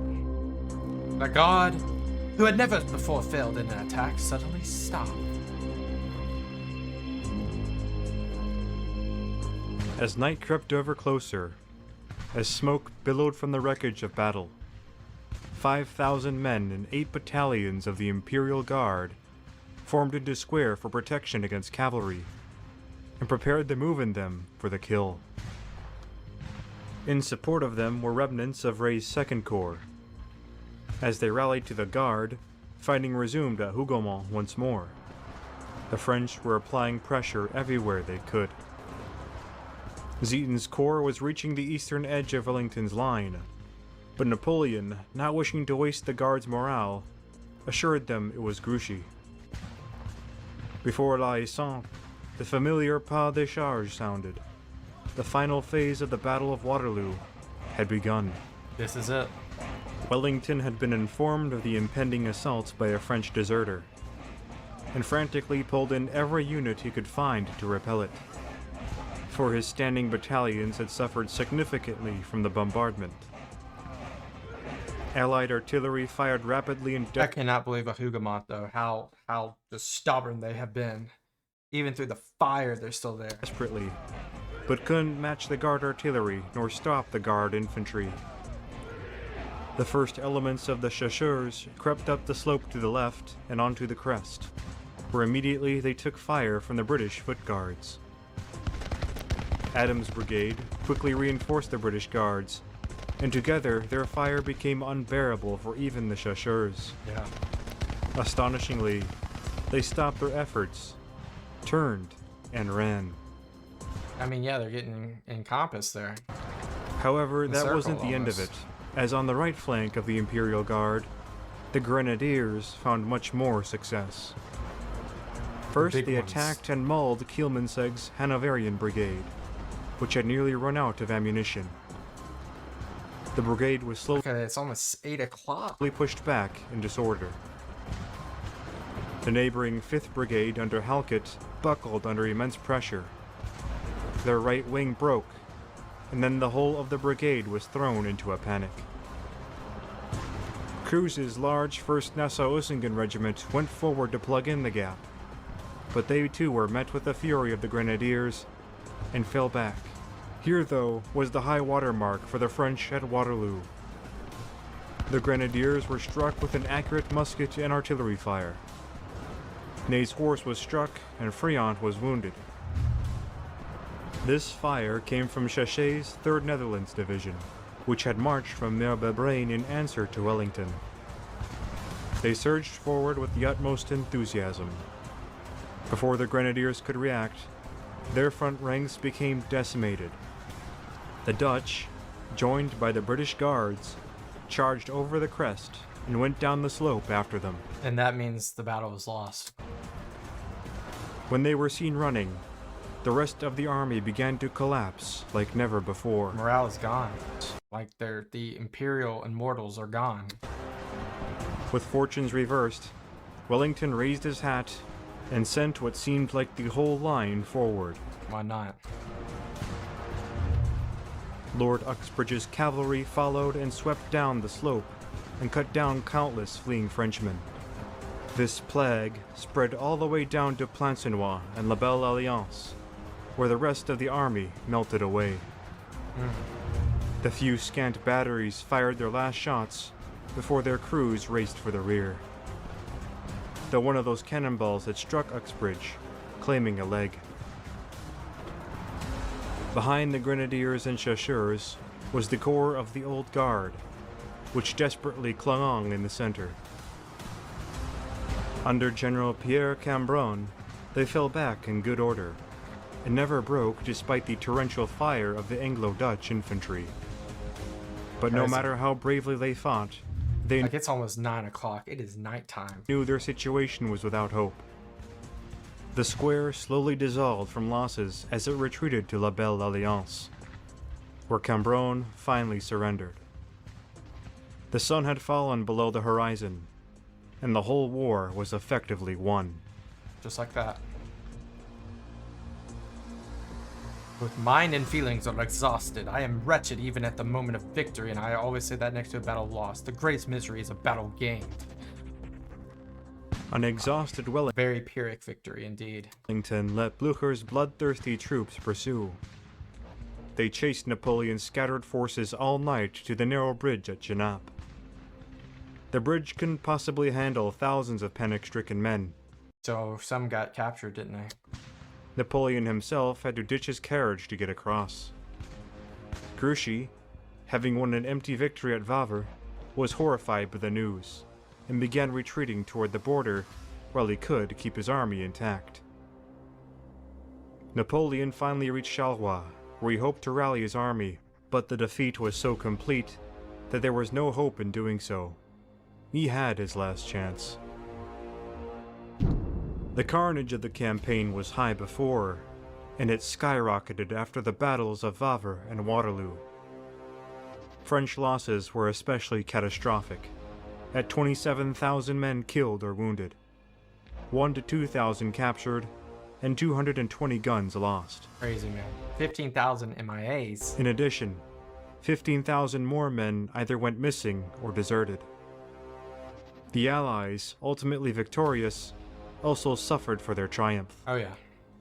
4,700 killed, 14,600 wounded, and another 4,700 missing for both Blücher and Wellington's forces. Most of Wellington's losses, it should be noted, were killed or wounded by artillery. It's crazy. Combined with the losses of both sides That artillery barrage was just insane. in the previous days, it totals to somewhere in the realm of 93,000 to 100,000 men killed, wounded, missing, or captured. Just in these few days, man. The coalition armies raced south into France. Despite some successful rearguard actions, nothing could stem the Allied tide. From the east, the Austrians were pouring into the frontier. Was there any resistance anywhere on the borders? The Russians were not far behind. The Prussians reached Paris, hell-bent on revenge. It took intervention from Wellington to prevent the destruction of the Jena Bridge. The Jena Bridge. That is just a... Ooh, the name of it. Which commemorated their crushing defeat in 1806. That's crazy. Napoleon had his last chance and abdicated. Paris surrendered on July 4th. What an interesting day's surrender. During an effort to flee to the United States, he was intercepted by a British blockade outside of Rochefort. He would spend the next 6 years in exile until his death in 1821. St. Helena. Soon after, the redrawing of Europe began once more. Once more. Louis XVIII once again sat upon the French throne. Wellington and Blücher gained a reputation nigh unassailable for their victory over Napoleon. Many of Napoleon's generals, such as Soult, took up positions within the royal government. Others, such as Ney, still regarded as a war hero despite his failures at Waterloo, held out before being captured and executed. Legend says he refused to be He's a badass. blindfolded and ordered the firing squad himself. Waterloo marked a turning point in world history like no other battle. The previous century of on and off warfare and rivalry between France and Britain permanently came to an end.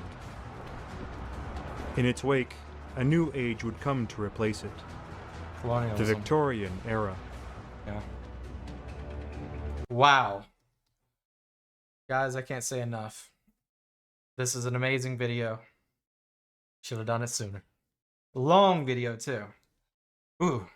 I gotta get a drink or something now. This was insane. It just goes to show you Napoleon had a fight in him till the end. And wonder, there's so many what ifs here. What if Soult was to give the right instructions? What if they were to, have certain guys in control? What if they had better communication? What if they pursued the Prussians? What if they pursued Wellington? What if Wellington was captured? What if Blücher was killed? So many what ifs. But we can't do too many what ifs because history is written by the victor. Thank you guys for being here. I'll see you guys next time. Peace out and bye-bye.